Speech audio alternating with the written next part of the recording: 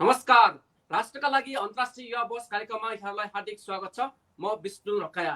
विश्वभरि छरिएर रहेका विभिन्न क्षेत्रका युवाहरूसँग विविध विषयमाथि कुराकानी गर्दै आइरहेका हामी राष्ट्रको लागि अन्तर्राष्ट्रिय युवा वर्षमा पछिल्लो समय हामीले देशदेखि विदेशसम्मका विभिन्न क्षेत्रमा महत्त्वपूर्ण योगदान गर्दै आउनुभएका युवाहरूको विविध विषयमाथि विशेष चर्चा र परिचर्चा गर्दै आइरहेका छौँ। अहिले आज हामी विशेष गरेर पछिल्लो समय नेपालको राजनीति होस् अथवा सामाजिक क्षेत्र होस्, नेपालको विकास र समृद्धिको क्षेत्रमा होस्, युवाहरूले महत्त्वपूर्ण भूमिका खेल्ने आशा गरिएको थियो। तर हिजोदेखि आजसम्म आउँदैखेरिमा युवाहरूले महत्त्वपूर्ण विभिन्न आन्दोलनहरूमा, निकै ठुला परिवर्तनहरूमा, धेरै आन्दोलनहरूमा महत्त्वपूर्ण योगदान गरे पनि तर युवाहरूले जुन तरिकाले राष्ट्रको नेतृत्व गर्नुपर्ने थियो, जुन तरिकाले राष्ट्रको महत्त्वपूर्ण जिम्मेवारी दिनुपर्ने थियो, पाउनुपर्ने थियो, त्यो अवस्था अहिले पनि देखिएको छैन। तर पछिल्लो समय महामारीमा युवाहरूको महत्त्वपूर्ण योगदान देखिए पनि राजनीतिक दलभित्रका युवाहरू यतिखेर के गरिरहेका छन्, राजनीतिक दलमा अथवा युवाहरूको पछिल्लो समयको भूमिका किन खुम्चिँदै गएको छ, जसरी आज देश समृद्धि र विकासको एउटा पाइलामा अगाडि बढ्नुपर्ने थियो त्यो अनुसार युवाहरूको भूमिका किन देखिन सकेको छैन भन्ने विषयमा आज हामी विशेष कुराकानी गर्दैछौँ। यतिखेर तपाईँले हामीलाई मातृसन्देश.com को अफिसियल फेसबुक पेज, गण्डकीपोस्ट.com को अफिसियल फेसबुक पेज, त्यसै गरी मातृ सन्देश टिभी र युथ डिबेट फोरमको युट्युब च्यानल मार्फत एकैसाथ हामीलाई हेरिरहनु भएको छ। आज हामी यसै विषयमाथि केन्द्रित रहेर राष्ट्रिय युवा परिषद नेपालका कार्यकारी उपाध्यक्ष, त्यसै गरी नेकपा एमालेका केन्द्रीय सदस्य युवा नेता माधव प्रसाद ढुङ्गेल, त्यसै गरी नेपाली काङ्ग्रेसका युवा नेता भूपेन्द्र जङसाई र त्यसै गरी राष्ट्रिय प्रजातन्त्र पार्टीका युवा नेता कार्य सम्पादन समितिका सदस्य तथा केन्द्रीय सदस्य धनबहादुर बुढासँग हामी विशेष कुराकानी गर्दैछौँ। सबैभन्दा माधव सर, यहाँलाई कार्यक्रममा स्वागत छ। धन्यवाद। त्यसै गरी धनबहादुर सर, यहाँलाई पनि कार्यक्रममा स्वागत छ। धन्यवाद। अब सबैभन्दा पहिला यतिखेर हामी प्राविधिक कारणले गर्दाखेरिमा भूपेन्द्र जङसाईसँग जोडिन सकेका छैनौँ। हामी उहाँलाई बिचमा चाहिँ जोड्ने प्रयास गरिरहेका छौँ। यतिखेर हामीसँग भूपेन्द्र जङसाई पनि जोडिनु भएको छ। सबैभन्दा सर, हामीलाई कार्यक्रममा अलिकति बिचमा आएको छौँ। यतिखेर नेपाली काङ्ग्रेसका युवा नेता भूपेन्द्र जङसाई पनि हामीसँग जोडिनु भएको छ। भूपेन्द्र जङसाई सर, यहाँलाई कार्यक्रममा स्वागत छ। सर, हामीलाई सुन्दै हुनुहुन्छ? सर, म कार्यक्रमलाई यतिखेर अगाडि बढाउन चाहन्छु। माधव सर, सबैभन्दा म पहिला माधव सरबाट अगाडि जान चाहन्छु। तपाईँलाई एउटा देशैभरिका, विश्वभरिमा बस्ने नेपाली युवाहरूको एउटा अभिभावकको रूपमा भएको अथवा एउटा महत्त्वपूर्ण जिम्मेवारीमा पनि हुनुहुन्छ, राष्ट्रिय युवा परिषदको कार्यकारी उपाध्यक्ष पनि हुनुहुन्छ र यतिखेर सत्तापछिको एकजना युवा नेता पनि हुनुहुन्छ तपाईँ। अहिले जुन तरिकाले यतिखेर हिजो युवाहरूको भूमिका खेल्नुपर्ने थियो, यो महामारीको बेला होस् अथवा यतिखेर राजनीतिक रूपमा जसरी देश एउटा द्वन्द्वमा जाने अवस्थामा आएको छ, यो भूमिकामा युवाहरूले खेल्नुपर्ने भूमिका जुन थियो त्यो भूमिकामा किन अहिले यति हरास आउँदै गएको, यो म कुराकानीको सुरुवात माधव ढुङ्गेल सरबाट सुरु गर्छु। धन्यवाद विष्णुजी। यो महत्त्वपूर्ण डिबेटको यहाँले आयोजना गर्नुभएको छ, यो कार्यक्रम सञ्चालन गर्नुभएको छ। म मातृसन्देश.com र यसबाट विभिन्न फोरमबाट यसको प्रसारण पनि हुन्छ। यी सबै मिडियालाई म हार्दिक धन्यवाद पनि दिन चाहन्छु।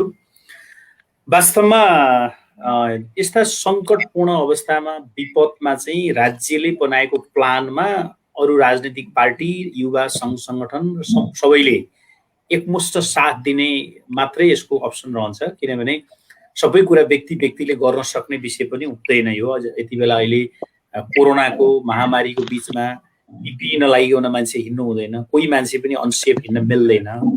यस्तो बेलामा अरू कसैको अपेक्षा भन्दा नि राज्यसँगै, राज्यको प्लानमा जोडिएर गर्ने सपोर्ट र त्यो मात्रै यति बेला चाहिँ फिजिबल हुन्छ।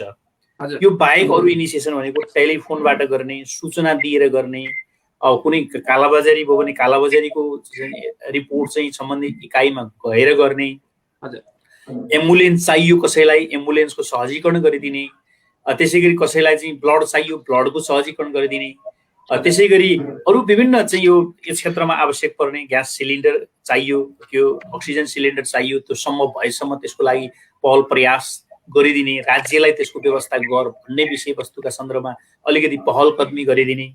त्यसै गरी भेन्टिलेटर पुगेन, आइसियु पुगेन, त्यसमा थप भनेर चाहिँ बल पुर्याइदिने। किनकि अब हामी आफै भेन्टिलेटर लगाएर घर घरमा पुर्याउन सक्ने अवस्था कसैले त्यो सम्भव पनि छैन। त्यो दिशामा राज्यलाई नै स्ट्रङ बनाउने, किनकि हाम्रो देश त लामो समयदेखि स्वास्थ्य शिक्षाको जिम्मेवारी लिन रहेको, यो डेभलपिङ कन्ट्री पनि हो। स्वास्थ्यको क्षेत्रमा हामी यति धेरै कमजोर रहेछौँ भन्ने कुरा हामीले यसपालि थाहा पाएका छौँ, किनकि यो विपदको बेला थाहा पाउने विषयवस्तु पनि हो। त्यसले गर्दा अहिले यति बेला जतिसुकै आलोचना भए पनि स्वास्थ्य क्षेत्रमा ठुलो चेन्ज आइरहेको छ। अहिले यति बेला मलाई लाग्छ अब समय क्रममा आइसियुका बेड पनि जतिसुकै पाउन सक्ने अवस्थाबाट चाहिँ एउटा चाहिँ समृद्ध हुँदैछ देश। भेन्टिलेटरहरूको चाहिँ पर्याप्तताको यात्रा पनि अगाडि बढिरहेको छ। त्यसै गरी अक्सिजन चाहियो भनेपछि अक्सिजनले केही समय अभाव हो, केही मान्छेहरूको चाहिँ को मृत्यु पनि वर्ण गर्ने स्थिति बन्यो। तर अब परिस्थिति सहज बन्न पुगेको छ, किनकि अब मलाई लाग्छ अक्सिजनको कारणले अब मर्नुपर्ने दिन अब सायदै आउँदैन। त्यो पनि बिस्तारै पोलपेले हुँदैछ। त्यसमा हामीले इन्टरनल्ली गभर्मेन्टलाई चाहिँ प्रेसर गर्ने, गभर्मेन्टलाई सूचना दिने कामको सहजीकरण गर्नको लागि राष्ट्रिय युवा परिषदको तर्फबाट कोरोना महामारी सूचना तथा सहजीकरण केन्द्र मेरै संयोजकत्वमा केन्द्रमा हामीले निर्माण गरेका छौँ। त्यसै गरी 7वटा प्रदेशमा राष्ट्रिय युवा परिषदका सदस्यहरूको संयोजनमा त्यसमा सहकारीहरूको प्रतिनिधित्व, रिटर्नी माइग्रेन्टको प्रतिनिधित्व, युवा क्लबहरूको प्रतिनिधित्व, त्यसै गरी एनजिओ फेडरेसनका प्रतिनिधिहरू, फोकल पोइन्टहरूको प्रतिनिधित्व र भोलिन्टियरहरूको प्रतिनिधित्व सहितको हामीले संयन्त्र निर्माण गरेका छौँ। र दर्जनौं अहिले तपाईँले जिल्ला युवा समिति मार्फत हेलो डाक्टर, केन्द्रमा पनि हेलो डाक्टर सुरु गरेका छौँ, परामर्श कार्यक्रम सुरु गरेका छौँ स्ट्रेस म्यानेजमेन्ट सम्बन्धी। त्यसै गरी हामीले यी सबै सूचनालाई एम्बुलेन्सहरूका चाहिँ टेलिफोन नम्बर कलेक्ट गरेर त्यसलाई सबैका बिचमा सेयरिङ गर्ने, जहाँ आवश्यक परो एम्बुलेन्स बोलाउन सक्ने इन्भाइरोमेन्ट क्रिएट गरिदिने, त्यसको काम पनि हामीले गरेका छौँ। त्यसै गरी हामीले ल्याब कहाँ छ त टेस्ट गर्न जानु पर्यो भने ल्याबका सेन्टरहरूको लिस्टिङ तयार गरिदिने, तिनीहरूका सम्पर्क नम्बरहरू तयार गरिदिने, उनीहरूलाई जोसुकैले पनि त्यो नम्बर हेरेर आफै फलोअप गरेर जान सकोस् भन्ने कुराको इन्भाइरोमेन्ट क्रिएट गरिदिने, ब्लड डोनर अर्गनाइज कलेक्सन गरिदिने, त्यो कलेक्सनका नामबाट ब्लड चाहियो, प्लाज्मा चाहियो अथवा के चाहिन्छ त्यो अनुसारको आफै फलोअप गर्न सक्ने इन्भाइरोमेन्ट क्रिएट गरिदिने।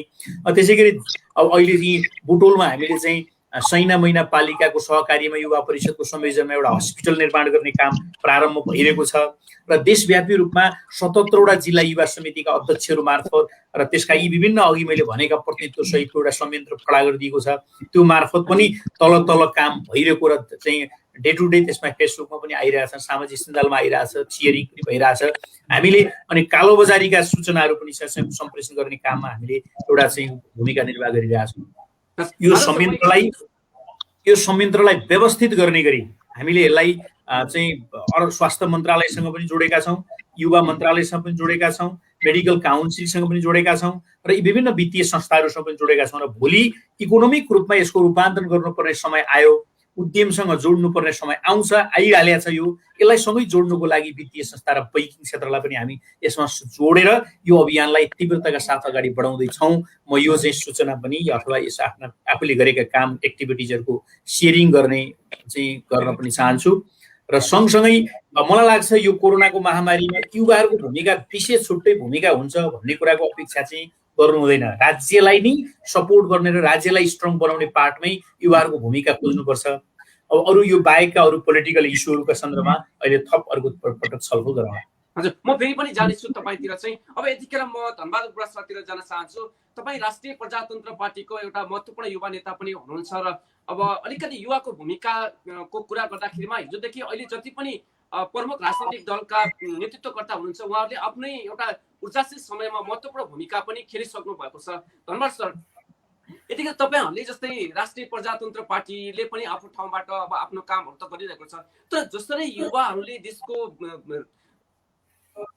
देखिएको कोभिडसँग लड्नुपर्ने जुन समस्या, जुन तरिकाले युवाहरू अलिकति अग्रसर भएर लाग्नुपर्ने थियो, त्यो तरिकाले अलिकति मान्छेहरूले युवाहरू सक्रिय हुन सकेनन्, राजनीतिक दल का युवाहरू भन्ने अलिकति आलोचना बढी नै सुनिन्छ। यसमा तपाईँको धारणा के छ? धन्यवाद। यो जुन कार्यक्रम सञ्चालन गर्नुभएको छ यो अत्यन्त महत्त्वपूर्ण छ र यसको लागि म फेरि पनि तपाईँलाई चाहिँ हार्दिक धन्यवाद दिन चाहन्छु।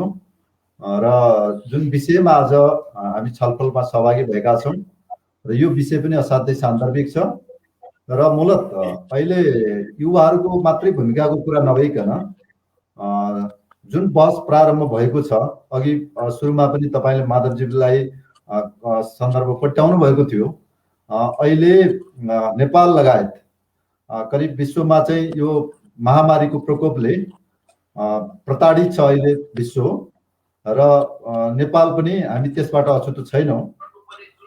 यस्तो बेलामा राज्यले कसरी यस्तो चुनौतीसँग सामना गर्नुपर्छ भन्ने कुरा सरकार देखिने बेला, राज्य देखिने बेला यस्तै बेलामा हो। हजुर, हाम्रो देशको सरकार कति बलियो छ, सङ्कटलाई कसरी समाधान गर्न सक्छ, सङ्कट चुनौतीलाई कसरी त्यसलाई चाहिँ पार लगाउन सक्छ भन्ने कुरा जनतालाई सरकार चाहिने सङ्कटको बेलामा हो। सङ्कट नभएको बेलामा त दाल भात तरकारी खाएर जीवन गुजारा गरिराखेकै हुन्छ हरेक मान्छेले कुनै न कुनै तरिकाले।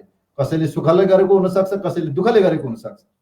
जब देशमा सङ्कट पर्छ, जब देशमाथि कुनै आपद विपद आइपर्छ, त्यस्तो बेलामा सरकारले आफ्नो पर्फर्मेन्स देखाउन सक्नुपर्छ।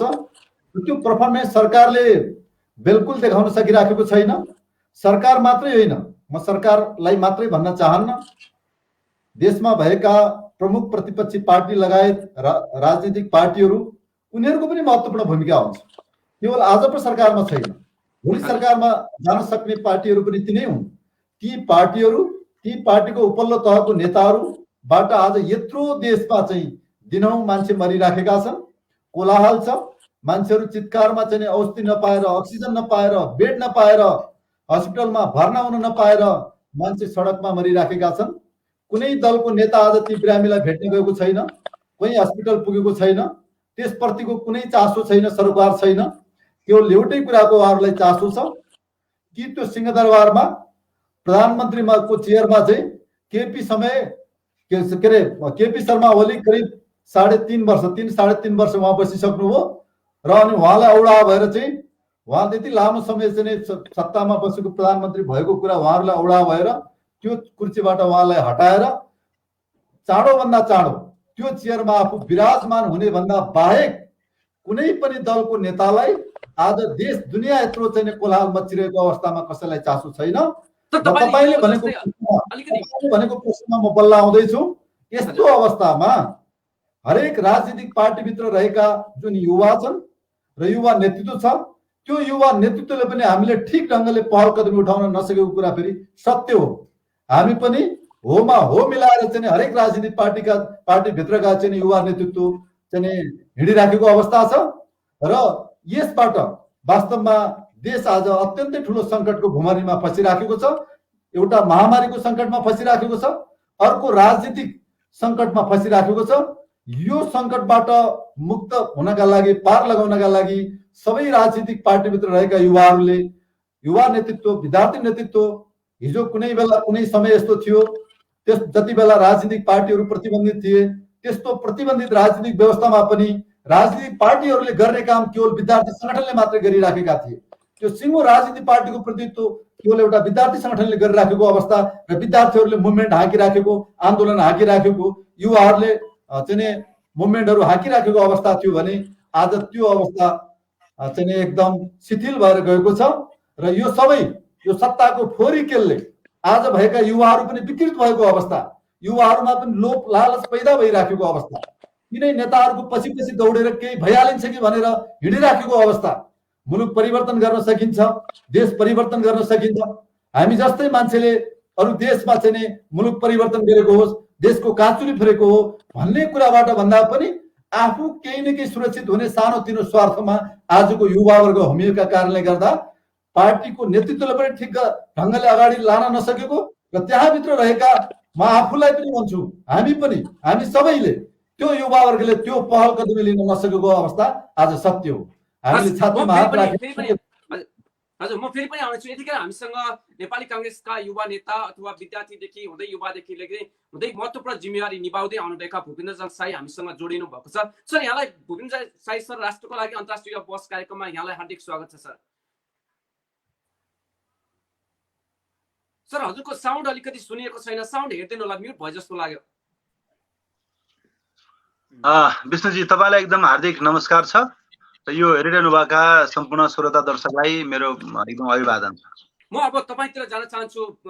यतिखेर हामीले विशेष गरेर नेपालमा युवाहरूको भूमिका पछिल्लो समय चाहिँ जुन तरिकाले हुनुपर्ने थियो त्यो हुन सकिरहेको छैन र यसलाई कसरी थप मजबुत तरिकाले युवाहरूलाई सक्रियता गराउन सकिन्छ भन्ने विषयमा आज विशेष बहस गरिरहेका छौँ। अब तपाईँ एउटा प्रमुख प्रतिपक्ष दलको एउटा युवा नेता हुनुहुन्छ जसले विद्यार्थीदेखि युवा हुँदै तपाईँले विभिन्न चरणमा नेतृत्व पनि गर्दै आउनु भएको छ। तपाईँहरूले कुनै सरकारप्रति आन्दोलन गर्नु पर्यो भने 10,000 एक घण्टामा युवाहरू सडकमा उतार्ने, तर यतिखेर देश यत्रो महामारी हुँदैछ देशमा अथवा सङ्कटपूर्ण अवस्थामा जाँदैछ राजनीतिक रूपले पनि, तर कुनै पनि अहिलेको अवस्थामा जुन तरिकाले तपाईँहरूले जिम्मेवारी निभाउनु पर्ने थियो त्यो निभाउन सक्नु भएको छैन नि, होइन?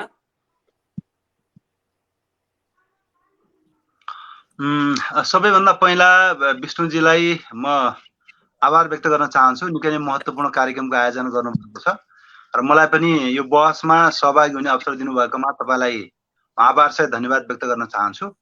र सँगसँगै नेकपा एमालेका केन्द्रीय सदस्य युवा नेता माधव ढुङ्गेलज्यू र राष्ट्रिय प्रजातन्त्र पार्टीका केन्द्रीय सदस्य आदरणीय धनबहादुर बुढाज्यूलाई पनि नमस्कार अभिवादन म गर्न चाहन्छु।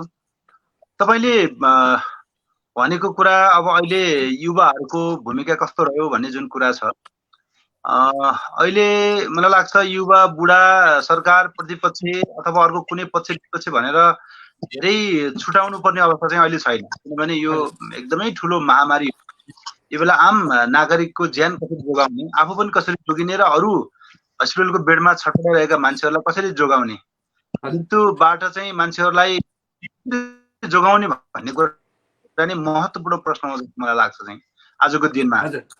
र यति बेला चाहे युवा होस्, चाहे बुढो होस्, चाहे राजनीतिक दल होस्, चाहे नागरिक समाज होस्, सबैको एउटै कर्तव्य भनेको कोरोना महामारीसँग जुझ्ने हो, कोरोना महामारीसँग लड्ने हो, कोरोना महामारी नियन्त्रणको लागि आफ्नो ठाउँबाट सबैले गर्ने हो भन्ने मलाई लाग्छ। यसमा खास गरी मुख्य भूमिका त सरकारको नै हुने भयो, किनभने सरकार चाहिने, राज्य चाहिने भनेकै बेला, जनतालाई अप्ठ्यारो परेको बेला, समस्याको बेला, नागरिकलाई समस्या परेको बेला एउटा सहयोगी संस्थाको रूपमा नै राज्य र सरकार आउने हो। त्यसैले यसमा मुख्य भूमिका सरकार र राज्यको हुन्छ। तर फेरि प्रतिपक्ष भनेर सरकारको विरोध गर्नुपर्छ भन्ने छैन, किनभने यो विरोध गर्ने बेला भन्दा पनि यो सहयोग गर्ने बेला हो भन्ने मलाई चाहिँ लाग्छ। किनभने यो महामारीले प्रतिपक्ष छुटाउँदैन, पार्टी छुटाउँदैन, सिद्धान्त, विचार, आदर्श र कोही नेता पनि नछुटाउने भएको हुनाले यसमा हामीले सत्ता पक्षको प्रतिपक्ष भनेर छुट्टै राख्ने भन्दा पनि हामी सबै मिलेर देशका राजनीतिक दलहरू, सबै देशका समुदायहरू सबै मिलेर चाहिँ यो कोरोना महामारीसँग जुझ्नुपर्छ भन्ने मलाई लाग्छ।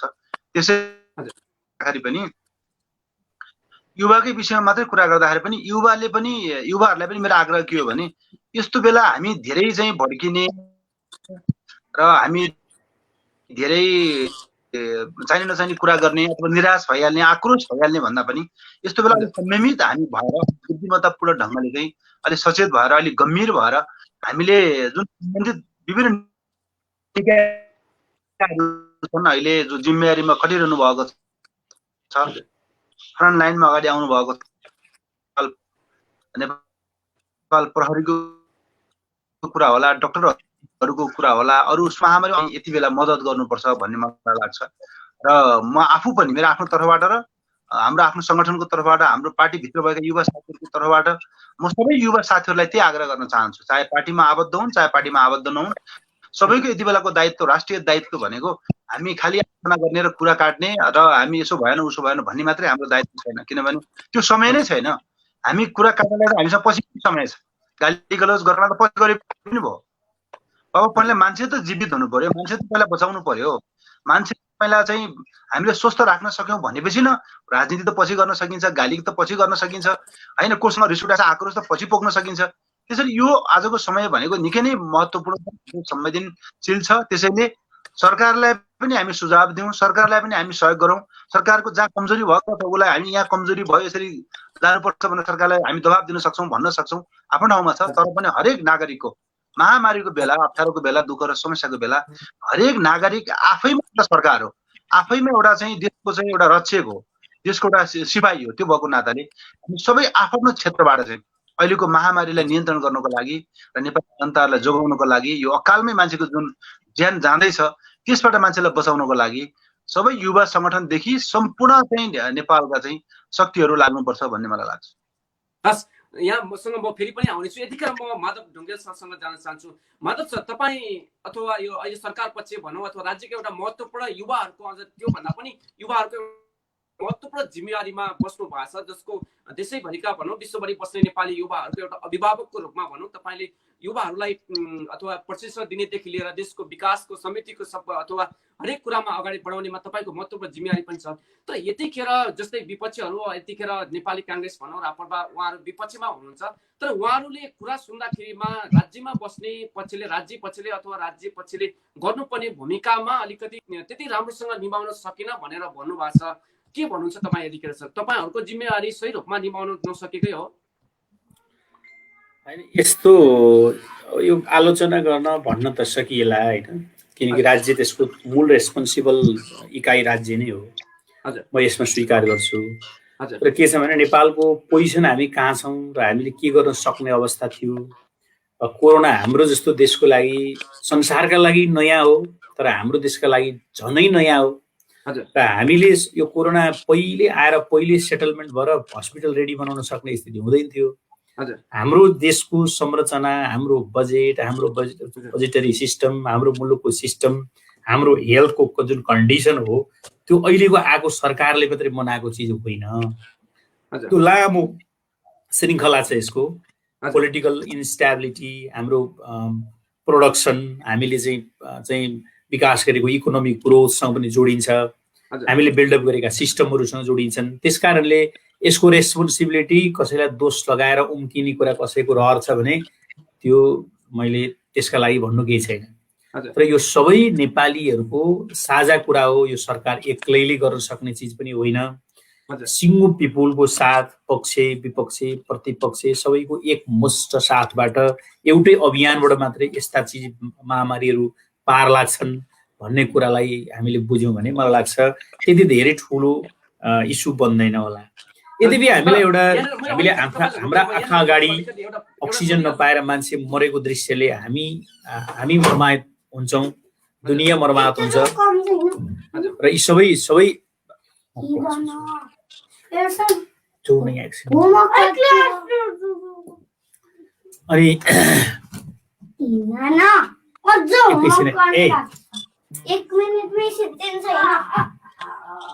अनि त्यसो हुँदाखेरि अहिलेको समस्या जे हो अहिले हामीले हेरिरहेछौँ नि, यो समस्या चाहिँ सबैको साझा समस्या हो। हजुर, एकैछिन है।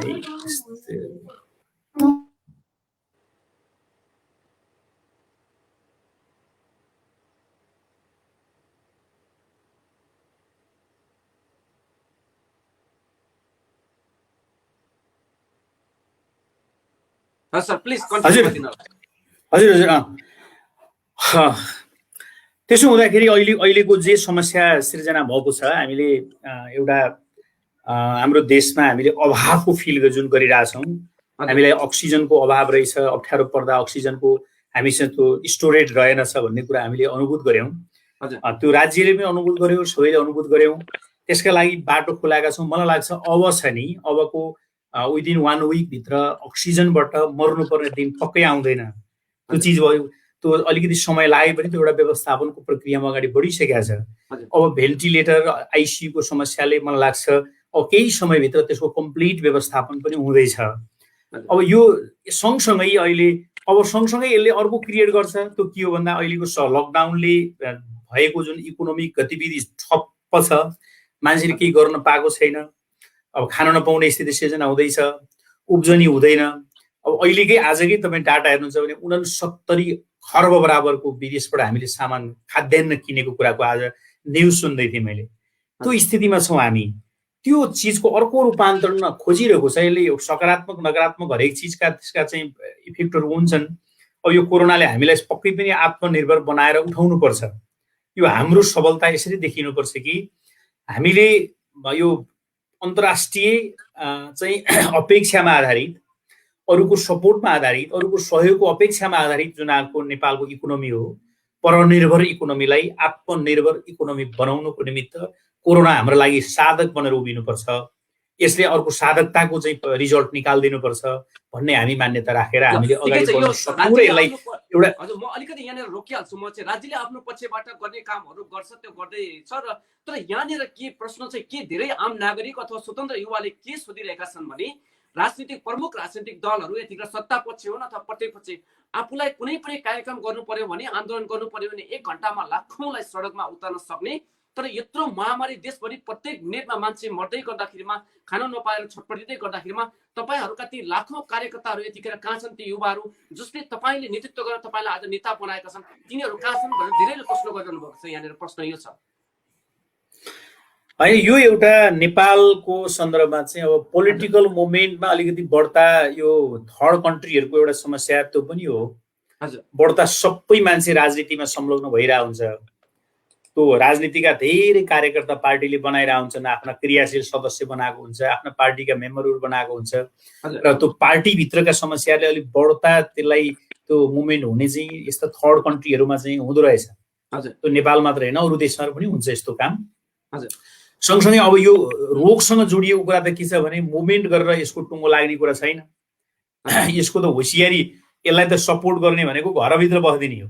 हजुर, यसको सपोर्ट भनेको चाहिँ घरभित्रबाट दिने सूचनाहरू, अथेन्टिक सूचनाहरू सेयर गरिदिने हो, अथेन्टिक सूचनाहरू राज्यका इकाइहरूमा प्रदान गरिदिने हो, जे असहज छ त्यसलाई सहज बनाइदिने हो।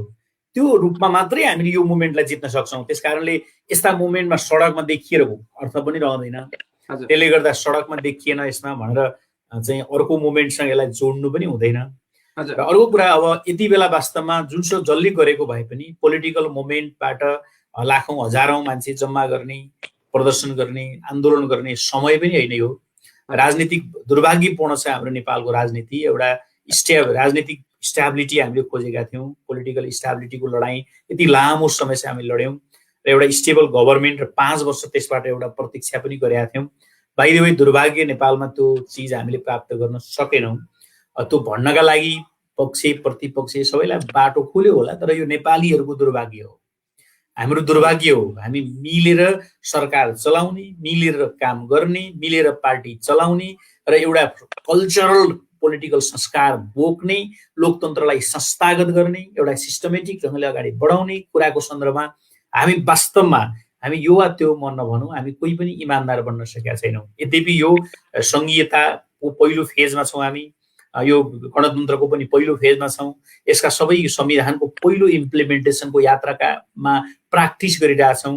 यिनै अदालतलाई प्रत्येक इस्युहरूको निर्णय अदालतले फैसला गरिरहेछ। त्यसले एउटा नजिर स्थापित गर्छ। त्यो नजिरको एउटा समय आउँछ, संग्रह बेलायत जस्तो अलेखी संविधान बनाउनु पर्ने दिन आउला। त्यो प्रक्रियामा हामी निरन्तर अगाडि बढिरहेछौँ। तर हाम्रा मानसिकता चाहिँ, हिजोका मानसिकता चाहिँ सकिएका छैनन्। तर व्यवस्था र हामीले कानुनमा उल्लेख गरेका चिजहरू धेरै माथि उल्लेख गरिसकेका छौँ। त्यसको बिचमा ठ्याक्कै तादम्यता चाहिँ पक्कै पनि मिलेको छैन। जस्तो अहिले तपाईँलाई भनौँ, संविधानको धारा अहिले 76 को धारा 5 को कुरा गर्नुहुन्छ भने त्यो 5 भनेको फेरि 2 रिपिट गर्नका लागि 5 बनाएको हो त? यसो विचार गर्नुहोस् त तपाईँ। त्यो 5 मा दाबी शेरबहादुर देउवा र केपी शर्मा ओलीको दाबीका लागि त्यो 5 को धारा बना हो। एकदम हामी संविधानको प्रत्यक्ष हाम्रो अगाडि बनाछौँ नि।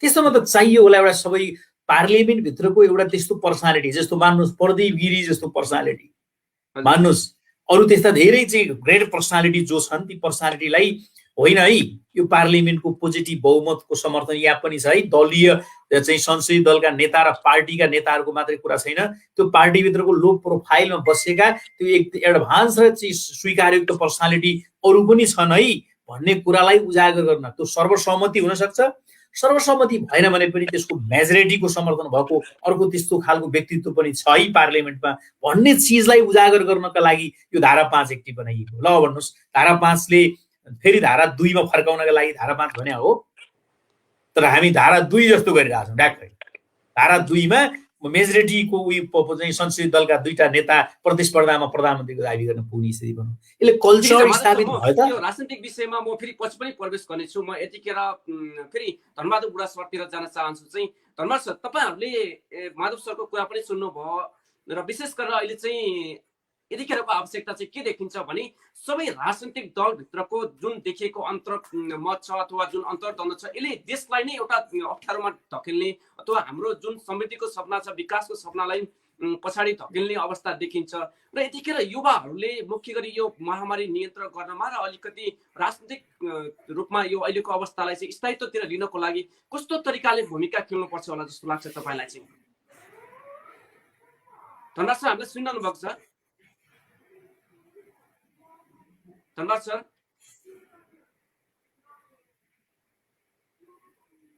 राम्रो छ। माधवजीको बडो परिपक्व विचार राख्नुहुन्छ उहाँ। योभन्दा पहिला पनि हामीले सँगै टेलिभिजनमा चाहिँ अन्तर्वार्ता दिएको छौँ र अनि त्यसबाट म उहाँको बारेमा राम्रोसँग परिचित छु। र मूलत अहिलेको सवाल के हो भन्नुहुन्छ भने कुनै एउटा राजनीतिक पार्टीको युवा सङ्गठनको मात्रै सवाल होइन। सवाल के हो भने योभन्दा पहिला मुलुक ठिक ढङ्गले चल्न सकेन। किन चल्न सकेन भन्दाखेरि बहुमतको सरकार, बलियो सरकार नभइकन सरकार सञ्चालन गर्न अप्ठ्यारो पर्दो रहेछ। त्यस कारणले गर्दा सरकार जहिले पनि बलियो हुनुपर्छ, मेजोरिटीको गभर्नमेन्ट हुनुपर्छ भन्ने खालको चाहिँ कुरा थियो र नेपाली जनताले त्यो कुरालाई पनि गएको चुनावबाट पुरा गरिदिए कि बहुमत मात्र होइन, नेपाल कम्युनिस्ट पार्टीलाई झन्डै 2/3 नजिकको सरकार दिए र अब तपाईहरु निर्धक्कसँग 5 वर्ष यो देशको शासन सञ्चालन गर्नुहोस् र वर्षौंदेखि सदियौंदेखि नेपाली जनताको सपना छ कि त्यो सपना भनेको मुलुक परिवर्तन गर्ने, मुलुकको कायापलट गर्ने, मुलुकमा सुशासन र समृद्धि दिने, त्यो सपना तपाई अब नेपाली जनताको चाहनालाई पूरा गरिदिनुहोस्। हामीले तपाईको चाहना पूरा गर्यौं, तपाईको पार्टीलाई 2/3 दिएर पठाइदियौं। अब नेपाली जनता र नेपाल राष्ट्रको चाहना जो हो त्यो तपाई पूरा गर्ने काम तपाईको हो भनेर नेपाल कम्युनिस्ट पार्टीलाई यो जिम्मेवारी नेपाली जनताले प्रदान गरे। ल हेर्नुहोस्, आज दुर्भाग्य 3.5 वर्षमा यत्रो गाई जात्रा देख्नु परेको छ, यत्रो नौटङ्गी देख्नु परेको छ। जनता रोइकराई गरेर मरिराखेका छन्, जनता चिच्चाइरहेका छन्। मैले अघि पनि यो सन्दर्भ अलिकति कोट्याइहाले, किनभने यो सन्दर्भ नजोडिकन केवल युवाहरूको मात्रै कुरा गरेर सम्भव हुँदैन। हामी युवा पनि तिनै राजनीतिक पार्टीभित्र छौं। तिनै राजनीतिक पार्टी मध्येबाट कुनै एउटा पार्टीले मुलुकको जिम्मेवारी चाहिँ लिएको छ भन्दा हामी अलग युवाहरूको मात्रै कुरा गरेर यो प्रश्नको चाहिँ जवाब कम्प्लिट हुन सक्दैन। त्यस कारणले गर्दा म के कुरामा जोड दिन चाहन्छु भने एउटा राजनीतिक पार्टीको नेता असक्षम भएको होइन, आज एउटा दल मात्रै असक्षम भएको होइन, यो व्यवस्था नै असफल भएको हो, यो राजनीतिक सिस्टम नै असफल भएको। र अझ फेरि अर्को कुरा पनि त्यसैमा थपौं, अहिले भएका राजनीतिक पार्टीको नेतृत्वमा भएको जुन पुस्ता छ त्यो पुस्ता असफल पनि भएको, यो व्यवस्था असफल भएको, राजनीतिक पार्टीको असफल भएको। यो दुईटा चीजका कारणले गर्दा आज मुलुक ठिक ठाउँमा छैन। आज यत्रो महामारीको बेलामा पनि जनतालाई उपचारको व्यवस्था गर्ने, अक्सिजन दिलाउने कुरा त कहाँ हो, कसैले पनि एक शब्द चाहिँ सोधेर आश्वासन दिने, भरोसा दिने, विश्वास दिने, तपाईहरुको साथमा हामी छौं भन्ने मान्छे आज जनताले नभेटिराखेको अवस्था हो। यो कुरा गरिरहँदा अहिले नेकपाको अध्यक्ष प्रधानमन्त्री केपी ओली हुनुहुन्छ। मूलत सबैभन्दा बढी जिम्मेवारी उहाँकै रहन्छ, तर यो जिम्मेवारीबाट नेपाली कांग्रेस भाग्न मिल्दैन, प्रतिपक्षी पार्टी नेकपा माओवादी भाग्न मिल्दैन, लगायत अरु राजनीतिक पार्टीहरू, कुनै पनि राजनीतिक पार्टीहरू पनि यो जिम्मेवारीबाट भाग्न मिल्दैन। आज कुनै एउटा राजनीतिक पार्टीले मुलुकमा यत्रो महामारी चाहिँ भइराखेको छ, कोरोनाको कहरबाट आजित छन् नेपाली जनता। यो विषयमा, कोरोनाको विषयमा कसैले सर्वदलीय बैठकको आयोजना गरेको छ? कुनै दिन यो सर्वदलीय बैठक बसेर यो एजेन्डा बन्न सकेको छ? सरकारले कुनै दिन यो विषयमा चाहिँ अरु राजनीतिक पार्टीका नेताहरूसँग छलफल गरेको छ? छैन। हेर्नु चाहिँ हिजोको बैठकमा के भयो, सर्वोच्चमा चाहिँ मुद्दा दिने सर्वदलीय बैठकले त्यही निर्णय गर्यो। अस्तिको बैठकमा के भयो, अघि माधवजीले भनेको जस्तै 76 फेरि चाहिँ 5 बाट 2 मा फर्केर कृत्य जालसाजी हस्ताक्षर प्रयोग गरेर दुईटैले मेरो पक्षमा बहुमत छ भन्दै राष्ट्रपतिका रातारात कुद्ने भयो। हेर्नुहोस् त, सत्ताको लागि त राति 1 बजे 2 बजे मध्यरातमा पनि बैठक बस्दो रहेछ नि त। उहाँहरूलाई राति पनि निद्रा नलाग्दो रहेछ नि त चाहिँ। तर उहाँहरूले मध्यरातमा बैठक बसिरहेको बेलामा, मध्यरातमा बालुवाटारमा मिटिङ बसिराखेको बेलामा, मध्यरातमा राजनीतिक पार्टीहरूले आफ्नो सत्ताको चिन्ता गरिराखेको बेलामा थुप्रै नेपालका हस्पिटलहरूमा अक्सिजन नपाएर नेपालीहरू मरिराखेका थिए। त्यो कुरा आज कसैलाई ज्ञान छ? यहाँनिर जस्तै अलिकति तपाईँहरूले जस्तै राज्य पक्षलाई दोष लाउँदै गर्दाखेरिमा विपक्षमा बस्ने दलहरू अथवा उहाँहरूको युवाहरूको पनि आफ्नो तौर र तब्काबाट केही भूमिका पनि खेल्न सकिन्छ होला नि त। तपाईँहरू पनि कतै न कतै यो अहिलेको जुन परिस्थिति सिर्जना भइरहेको छ त्यसको जिम्मेवार त हुनुहुन्छ नि। युवाले आफ्नो दलबाट होस् अथवा एक ठाउँमा अलिकति दबाब त निश्चय पनि तपाईँको यो प्रश्नको जवाब मैले अघि नै दिइसकेँ। हामी हरेक राजनीतिक पार्टीभित्र रहेका युवाहरू पनि लाचार छौँ। म कुनै एउटा पार्टीको युवा नेतालाई चाहिँ युवा संगठनलाई मात्र दोष दिन चाहन्नौ। हामीलाई पनि कुनै न कुनै प्रभाव चाहिँ उहाँहरूको केही प्रतिशत प्रभाव सर्दै गएको छ। किनभने त्यो राजनीतिक पार्टीभित्र जुन संस्कार छ, जुन किसिमको वातावरण छ, त्यो वातावरणबाट त्यहाँको युवा संगठनहरू पनि मुक्त छैन र हामीले पनि केही गर्न सकिराखेको अवस्था छैन। यो सत्य कुरा हो। हामीले यहाँ यसलाई लुकाउनु पर्ने र हामी ठिक छौँ भन्नुपर्ने कुरा कुनै जरुरी छैन। र मैले अघि नै यो सन्दर्भ कोट्याइसकेँ। कुनै एउटा समय थियो, कुनै एउटा अवस्था थियो, राजनीतिक पार्टीले गर्न नसकेको काम युवा र विद्यार्थीहरूले गरिराखेका छ। मुलुकको व्यवस्थालाई नै परिवर्तन गर्ने, मुलुकको राजनीतिलाई नै परिवर्तन गर्न सक्ने त्यो तागत युवा र विद्यार्थीले राख्थ्यो कुनै जमानामा भने आज त्यो राजनीतिक पार्टीका तिनै बुढा नेताहरूको पछि पछि दौडिने, के पाइन्छ भनेर आशावादी भएर हिँड्ने खालको युवा नेतृत्व आज जन्माइराखेको छ मुलुकले र राजनीतिक पार्टीले। यो दुर्भाग्य हो र वास्तवमा मुलुक परिवर्तन गर्नका लागि चाहिँ त्यो चाहिँ आशावादी चरित्रबाट मुक्त भएर साँच्चीकै एक दिन यो देशलाई हामी जस्तो युवाहरूले परिवर्तन गर्ने हो। संसारमा यस्तै भएको छ। यही युवाहरूको बलबाट, युवाहरूको इच्छा शक्तिबाट, युवाहरूको साहसबाट नै संसारमा राजनीतिक पार्टीहरू परिवर्तन भएका छन्, देश परिवर्तन भएको छ। देश विकास र समृद्धिमा जाने त्यो युवाको बलले हो। आज नेताहरूको भाषण र आदर्शले त होइन। नेताहरूको भाषण र आदर्शले हुने भएको भए अहिलेको सरकारले समृद्धि र सुशासनको कम भाषण गरेको छ, यसबारेमा कम कुरा बोलेको छ।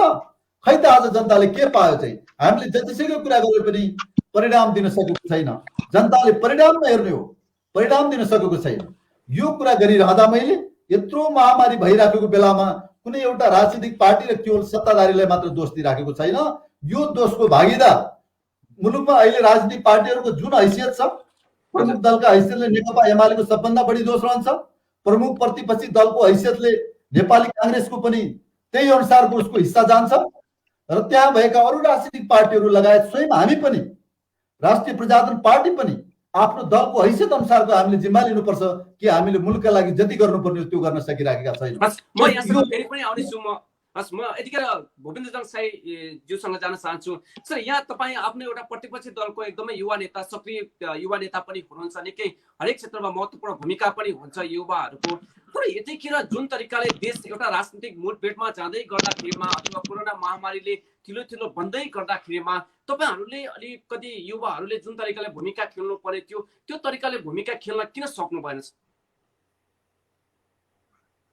सर, हामीले सुनिरहनु भएको छ।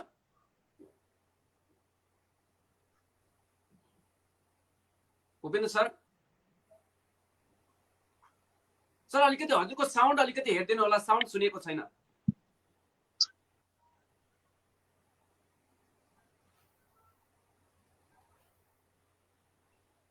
म फेरि पनि भूपेन्द्रजङ साईसँग फेरि आउनेछु। म यतिखेर चाहिँ अलिकति नेटवर्कको कारणले गर्दाखेरि हामी क्लियर सुन्न सकेका छैनौँ। यतिखेर फेरि म सुन्नु भएको छ भूपेन्द्र सर? सर, अलिकति साउन्ड हेरिदिनु होला, हजुरको साउन्ड म्युट भयो जस्तो छ। हजुर हजुर भन्नुहोस् प्लिज।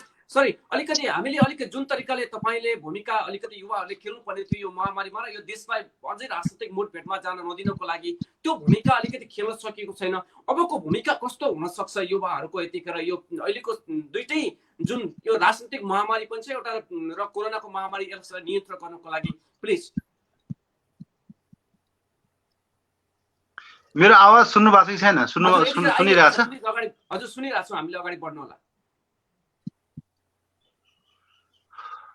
अनि यस्तो छ विष्णुजी, यसमा मैले अघि पनि भने नि, अब यसमा कस्तो छ भने यो महामारी भएको हुनाले सरकार आफै हात खडा गरेर बसिरहेछ। सरकार हामी आफै सक्दैनौँ भनेर भनिरहेको अवस्था अवस्थामा अब युवाले छुट्टै भूमिका चाहिँ अब छुट्टै सरकार भन्दा बढी युवाबाट अपेक्षा गर्ने अब यो समय अहिले होइन, किनभने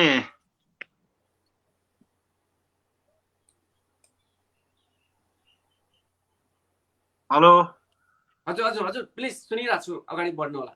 सुन्नु भएको छ विष्णुजी? हजुर सुनिरहेको छौँ हामीले। सुनिरहनु भएको छ होइन? अगाडि बढ्नु होला हजुर। ओके, त्यसरी सबभन्दा पहिला के बुझ्नु पर्यो भने ठिक छ तपाईँले उठाएको विषयवस्तु ठिक छ, युवाको चाहिँ विशेष भूमिका होस् भन्ने कुरा त्यो तपाईँको चाहना पनि त्यो राम्रो कुरा हो। तर मैले अघि पनि भने, म फेरि पनि के जोड दिन चाहन्छु भनेको यो सामान्य परिस्थिति अहिलेको होइन। तपाईँ सामान्य परिस्थिति भयो भने अनि लेखाजोखा गर्न सक्नुहुन्छ, कसको भूमिका के रह्यो, कसो रह्यो, सरकारको के रह्यो, प्रतिपक्षको के रह्यो, युवाको के रह्यो, महिलाको के रह्यो होइन। त्यो सामान्य परिस्थितिमा मात्रै त्यो विषयमा गहिरिएर जान सकिन्छ। तर आजको परिस्थिति भनेको धेरै नै गम्भीर परिस्थिति हो। यो परिस्थितिमा सबै मिलेर मात्रै के गर्न सकिन्छ। महामारी भनेको चाहिँ रोगको पनि महाविशाल रूप हो नि त। यो त त्यो भएको यस्तो छुट्टिएर चाहिँ हरेक समुदायको हरेक वर्गको छुट्टै छुट्टै रोल होइन कि सामूहिक रोल सबै एक ठाउँमा भएर अनि मात्रै यो महामारीसँग लड्न सकिन्छ, जुझ्न सकिन्छ। त्यसरी युवाले छुट्टै कुनै विशेष भूमिका निर्वाह गर्ने, सरकारले छुट्टै गर्ने, प्रतिपक्षले छुट्टै गर्ने भन्ने खालको अहिलेको समय त्यो होइन। अहिलेको समय चाहिँ मलाई लाग्छ सबै एकै ठाउँमा बस्ने। म त भनिरहेको छु सरकार र प्रतिपक्ष यो महामारीको विषयमा त केही पनि हाम्रो विमति छैन। यसलाई नियन्त्रण गर्नको लागि अहिले अक्सिजनको नपाएर तपाईँको मान्छे हस्पिटलको बेडमा छटपटाइरहनु भएको छ। कतिले बेड भएको छैन, तपाईँले कति तपाईँको सास फेर्न नसक्ने आइसियु तपाईँको पाएको छैन, कतिले भेन्टिलेटर पाएको छैन। अनि मान्छेको त बिजोग छ नि त। मान्छे त एउटा सामान्य अक्सिजन नपाएर मान्छेले अकालमा ज्यान गुमाउनु परेको यस्तो अवस्था छ, एउटा विरक्तको अवस्था छ होइन। मान्छे छटपटिरहेको तपाईँको अवस्था छ। यस्तो बेलामा नेपाल एक हुनु पर्यो क्या, हाम्रो देश एक भएर हुनु पर्यो। मेरो मेन कुरा यतापट्टि हो। अब युवाकै मात्रै कुरा गर्ने हो भने अब युवाको छुट्टै भूमिका तपाईँले के अपेक्षा गर्नु भएको हो होइन। तपाईँले यस्तो गरिदिए हुन्थ्यो भने तपाईँसँग सुझाव छ भने त्यो दिनुहोस्, हामी त्यो सुझाव लिएर युवा साथीहरूलाई भनौँला। तर पनि जस्तो अहिले समन्वय त गर्न सकिन्छ नि त भन्ने हो। हजुर प्लिज जानु होला, अगाडि बढ्नु होला। होइन त्यस्तो होइन विष्णुजी। म अब तपाईँलाई यसमा चाहिँ म के भन्न चाहन्छु भने यसमा यो महामारीमा अरू कुरामा चाहिँ युवाहरूको भूमिका हुन सक्ला, छुट्टै पनि भूमिका हुन सक्ला होइन। तर यो महामारीमा चाहिँ युवाको छुट्टै कुनै विशेष खालको चाहिँ भूमिकाको धेरै ठुलो अपेक्षा गर्न सकिन्न अहिले, किनभने यो त्यस्तो अवस्था होइन। तर पनि हामीले के चाहिँ सहयोग गर्न सक्छौँ? युवाले महामारीमा सहयोग गर्न सक्ने भने के हो भने बाहिर निस्किएर सहयोग होइन कि भित्रै बसिदिएर सहयोग गर्ने हो। अहिले त नम्बर 1 के हो, यो त तपाईँको सरकारले निषेधाज्ञा जारी गरेको छ अनि बाहिर गएर चाहिँ हामी हुरुरु मान्छे जान थाल्यो भने त त्यो सहयोग भएन नि त। त्यसरी युवा सङ्गठनहरू त्यो जुलुसमा गएको जस्तो हो। अब अहिले पनि हुरुर चाहिँ युवाहरू जानुपर्ने, विद्यार्थीहरू जानुपर्ने भन्ने कुरा होइन। अहिलेको सरकारलाई अथवा राज्यलाई अथवा कोरोना महामारी नियन्त्रणलाई सहयोग भनेको त तपाईँ घरबाट ननिक्लिनु भनेको त्यो सहयोग युवाको ठुलो भूमिका थियो। युवाहरू त अलिकति जोसिलो हुन्छ नि त, जोस जाँगरमा चाहिँ बाहिर निक्लिहाल्ने, हिँडिहाल्ने होइन, कुरा पनि नसुन्ने, मोटरसाइकल घुरेर दौडिहाल्ने, के हुन्छ मलाई केही पनि हुन्न भन्ने खालको जुन सोच राख्छ त्यो नराखेर अहिले घरभित्रै बस्दिनु। सरकारको जुन नीति छ, राज्यको जुन नीति छ अहिले स्वास्थ्य मापदण्डको, त्यो अन्तर्गत चाहिँ हामी बाहिर निस्केर घरभित्र बस्दिनु नै त्यो आफैमा एउटा चाहिँ भूमिका हो। नम्बर 1 कुरा त्यो। नम्बर 2 कुरा अरू भूमिका भने चाहिँ जस्तो कति ठाउँमा अहिले निषेधाज्ञाले गर्दाखेरि कति मान्छेहरू भोकमारीमा पर्नु परेको छ, कतिलाई तपाईँको खाद्यान्नको अभाव भएको छ। त्यस्तो मान्छेहरूलाई केही सहयोग गर्न सकिन्छ भने सामाजिक काम गर्ने हो। त्यो धेरै साथीहरू गरिरहनु भएको छ।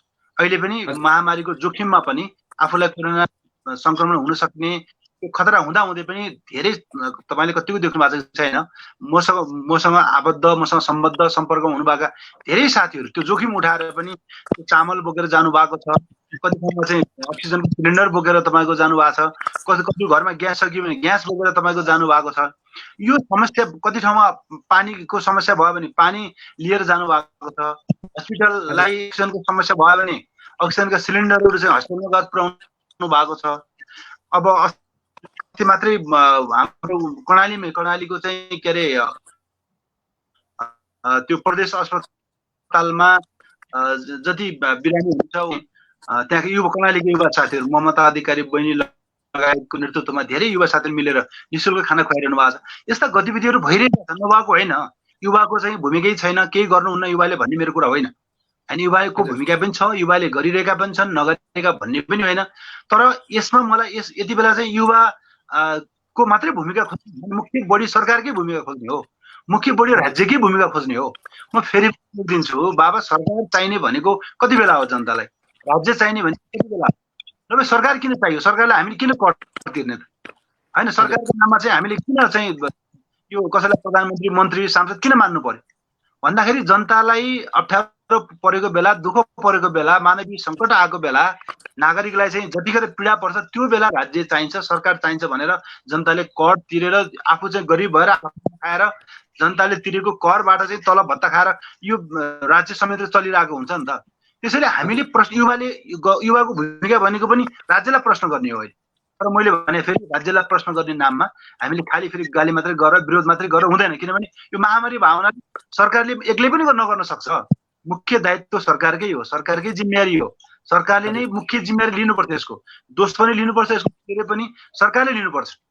तर यो भनेर पनि हामी उम्केर पाउँदैनौँ नि, किनभने यस्तो महामारीमा प्रतिपक्ष दलको पनि भूमिका छ, अरू दलको भूमिका पनि छ, हामी युवाहरूको भूमिका पनि छ।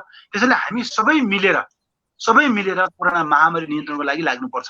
तर दुर्भाग्य के छ म तपाईँलाई भनिहालौँ, तर हाम्रो देशको दुर्भाग्य के छ, नेपालको कोरोना महामारीको विषयमा बेलायतको संसदमा तपाईँको बहस भयो, त्यहाँ छलफल भयो। नेपालको कोरोना महामारीबाट पीडित जनताहरू अक्सिजन नपाएर बेडमा छटपटाएका नागरिकहरूको विषयमा चाहिँ अमेरिकाको संसदमा छलफल भयो। अमेरिकाका सांसदहरूले चिन्ता व्यक्त गरे नेपालको चाहिँ अहिलेको महामारीको विषयमा। नेपालका सांसदहरू अस्ति पुनर्स्थापनाको चाहिँ संसदमा कुस्ती खेलेर बसिरहेको छ। तपाईँको यो कस्तो विडम्बना हो? संसद पुनर्स्थापित भयो, तर पुनर्स्थापित संसदले जनताका समस्याको विषयमा बहस गर्न सकेन, जनताका समस्याको विषयमा छलफल गर्न सकेन। बेड नपाएर छटपटाइरहेको, भेन्टिलेटर नपाएर छटपटाइरहेको मान्छेको विषयमा नेपालको संसदले छलफल गर्दैन। नेपालको विषयमा अमेरिका बेलायतले छलफल दिनुपर्ने, यो कति दुःखद विषय छ। अनि एकातिर त्यो छ, अर्कोतिर प्रधानमन्त्रीज्यूले दोहोऱ्याएर संसद गर्नुभयो। अब हाम्रो नेपालको विषयमा त संसद विघटन भएपछि नेपालको समस्या विषयमा छलफल गर्न अब अमेरिका बेलायत भारतको संसदको हामीले भर पर्नुपर्ने अवस्था आयो। मतलब धेरै नै अप्ठ्यारो अवस्था, दुर्भाग्य छ। त्यसैले मेरो आग्रह चाहिँ, म युवाको भूमिका तपाईँ भन्नुभएको छ, हाम्रो युवाको भूमिका यही हो। हामी नै राजनीतिक दलहरूलाई आग्रह गर्ने, सरकारलाई पनि आग्रह गर्छौँ, हामी अरू दललाई पनि हामी आग्रह गर्छौँ, यो बेला धेरै कुर्सीको लडाइँ नलडौँ, राजनीतिक स्वार्थको लडाइँ यो बेला नलडौँ। छँदैछ आफ्नो ठाउँमा, त्यो त पछि पनि लड्न मिल्छ। सामान्य जे प्रक्रिया छ त्यो हुँदै गर्छ। तर अझ त्यो सँगसँगै अहिले हेर्नु, अब नेपालको समस्याको विषयमा संसदमा बहस हुनुपर्छ। यो संसदको पद रहने कि नरहने भनेर अदालतमा बहस हुने भयो। अब हजुर, नेपालका समस्याको विषयमा, जनताका दुःखका विषयमा, कोरोना महामारीको विषयमा संसदमा छलफल हुनुपर्ने, बहस हुनुपर्ने। तर बहस गर्ने सांसदहरूको पद रहने कि नरहने भन्ने विषयमा अदालतमा बहस हुने भयो। कहाँबाट चाहिँ अब संसदले नेपालका समस्याको विषयमा कुरा गर्ने कि उहाँहरूको विषयमा अदालतका न्यायाधीशहरूले बहस गरिदिनु पर्यो। जनताको कुरा छोड्नु, जनताको पीडा छोडौँ। सांसदहरूको विषयमा उहाँहरूको पद कति दिन रहने नरहने, भत्ता कति आउने विषय अब न्यायाधीशहरूले भयो। अब न्यायाधीशले बहस गर्ने उहाँहरूको विषयमा। त्यसैले यो दुर्भाग्य अवस्था छ। त्यसैले हामी युवाको तर्फबाट चाहिँ मेरो आग्रह, मेरो आफ्नो पार्टीलाई र म सरकारदेखि सबैलाई मेरो आग्रह के हो भने, यो महामारीलाई हामीले खेलाइँची सम्झिनु हुँदैन, यसलाई हामीले सामान्य सम्झिनु भएन। यसलाई प्राथमिकतामै मैले राखेको देख्दैन। दलहरूको प्राथमिकतामा आज कोरोना महामारी छैन, सत्ता छ, कुर्सी छ, कसैलाई कसरी कुर्सीमा बसिराख्ने भन्ने छ, कसैलाई त्यो कुर्सीमा ओलीज्यूलाई हटाएर आफू पुग्ने भन्ने मात्र लडाइँ छ। अब यो त दुर्भाग्य हो नि त देशका लागि। त यसो गर्दाखेरि त तपाईँको मान्छे मृत्यु भएको सङ्ख्या मात्रै गरेर बसिराख्ने, बेलुका टेलिभिजन हेऱ्यो आज दिनभरिमा यति मान्छे मात्रै मर्यो, त्यो समाचारको लागि मात्रै हामीले पुरेर बस्ने हो त? राजनीतिक दलहरूको दायित्व भनेको त्यही हो, उनीहरूको जिम्मेवारी त्यही हो। त्यसरी यस्तो बेलामा चाहिँ विष्णुजीले भने जस्तै युवाको भूमिका भनेको हामीले खबरदारी गराउने हो, होइन अब छुट्टै के भूमिका छ तपाईँ भन्नुहुन्छ भने पनि गरौँला नगर्ने भन्ने कुरा होइन। जस्तो म अब कालीकोट जिल्लाको भए हुनाले त्यो जिल्लाको चाहिँ अस्पतालमा चाहिँ अक्सिजनको समस्या छ कि भनेर त्यहाँको अस्पतालसँग मैले कुरा गरिरहेको छु र मैले आफ्नो सक्ने ढङ्गले मैले अक्सिजन पठाउनको लागि मैले पहल गरिरहेको छु। होइन, अरू साथीहरूले पनि गराउनु भएको छ पक्कै पनि। माधवजीले अघि भन्नुभयो आफ्नो, उहाँ त झन् फेरि अहिले त एउटा जिम्मेवारी ठाउँमै हुनुहुन्छ, युवा परिषदको चाहिँ उपाध्यक्ष हुनुहुन्छ उहाँ चाहिँ। त्यो भएको उहाँले पनि आफ्नो ढङ्गले पहल गराउनु भएको छ। धनबहादुर बुढाजीले पहल गर्नुभएको छ। धेरै युवा साथीहरू पनि जो अहिले टेलिभिजनमा देखिनुहुन्न, मिडियामा देखिनुहुन्न, समाचारमा जो आउनुहुन्न, नआउने साथीहरूले पनि काम गरिनु भएको छ। तर त्यो सँगसँगै हाम्रो सबभन्दा बढी भूमिका भनेको अहिले जुन चाहिँ निषेधाज्ञा भएको छ त्यसलाई उल्लङ्घन हामीले नगर्ने एउटा कुरा थियो। अर्को कुरा सरकारलाई सुझाव दिने, प्रतिपक्षी दललाई सुझाव दिने र बढीमा खबरदारी गरौँ। यो भएन है तपाईँहरूको तरिका, यो सत्ता र कुर्सीका पछि नलाग्नुहोस्, जनता मरिरहेका छन् त्यतापट्टि ध्यान दिनुहोस्। तपाईँहरूको प्राथमिकता सत्ता होइन कि कोरोना महामारीलाई राख्नुहोस् र छिटोभन्दा छिटो कोरोना महामारी नियन्त्रण गर्न लाग्नुहोस् भनेर हामीले खबरदारी गर्ने त्यो भूमिका छ। यतिखेर म माधव सरसँग जान चाहन्छु। माधव सर, आदरणीय दर्शकबिन, आज हामी राष्ट्रको लागि अन्तर्राष्ट्रिय युवा बस कार्यक्रममा नेपालको पछिल्लो कोरोना महामारीमा युवाहरूको भूमिका र अहिले जुन देश मुठभेडतिर जाँदैछ, राजनीतिक मुठभेडमा जाँदैछ, यसमा युवाहरूको भूमिका के हुन सक्छ र हिजो जुन तरिकाले युवाहरूले भूमिका खेल्नु पर्ने थियो त्यो तरिकाले युवाहरूले भूमिका खेल्न सकेनन् भन्ने जनगुनासोहरू व्यापक देखिन्छ। यसमा युवाको भूमिका के हुन सक्छ र कसरी अझै थप युवाहरूलाई देशको विकास, समृद्धि, सामाजिक र हरेक समस्यासँग जुझ्नको लागि अगाडि बढाउन सकिन्छ भन्ने विषयमा आज हामी यतिखेर नेकपा एमालेका युवा नेता अथवा केन्द्रीय सदस्य र त्यसै गरी केन्द्रीय सदस्य माधव ढुङ्गेलसँग, त्यसै गरी राष्ट्रिय प्रजातन्त्र पार्टीका युवा नेता धनबहादुर बुढा र नेपाली काङ्ग्रेसका युवा नेता भूपेन्द्रजन साईसँग विशेष बहस गरिरहेका छौँ। अब हामी कार्यक्रमको अन्तिममा आएका छौँ र यसको अलिकति छोटकरीमा अलिकति समराइजतिर जान्छौँ। माधव सर, अब हामी जुन देशमा देखिएको छ समस्याहरू, हाम्रो सपना जुन थियो हिजो संविधान बन्दै गर्दाखेरिमा तपाईँहरूले यत्रो ठुलो बलिदानी गरेर ल्याउनु भएको यो व्यवस्था भनौँ अथवा यो उपलब्धिमाथि अहिले हामी यतिखेर समृद्धिको लागि हाम्रो देशमा उद्योग धन्दाहरू खोलिएका हुनुपर्ने थिए। नेपालबाट विदेशमा होइन कि नेपालमा रोजगारी गर्नको लागि नेपाल आएको मान्छेहरू हुनुपर्ने थियो र हाम्रो देशमा कसैले भोकै मर्नुपर्ने अवस्था हुनुपर्ने थिएन जस्तो लाग्छ।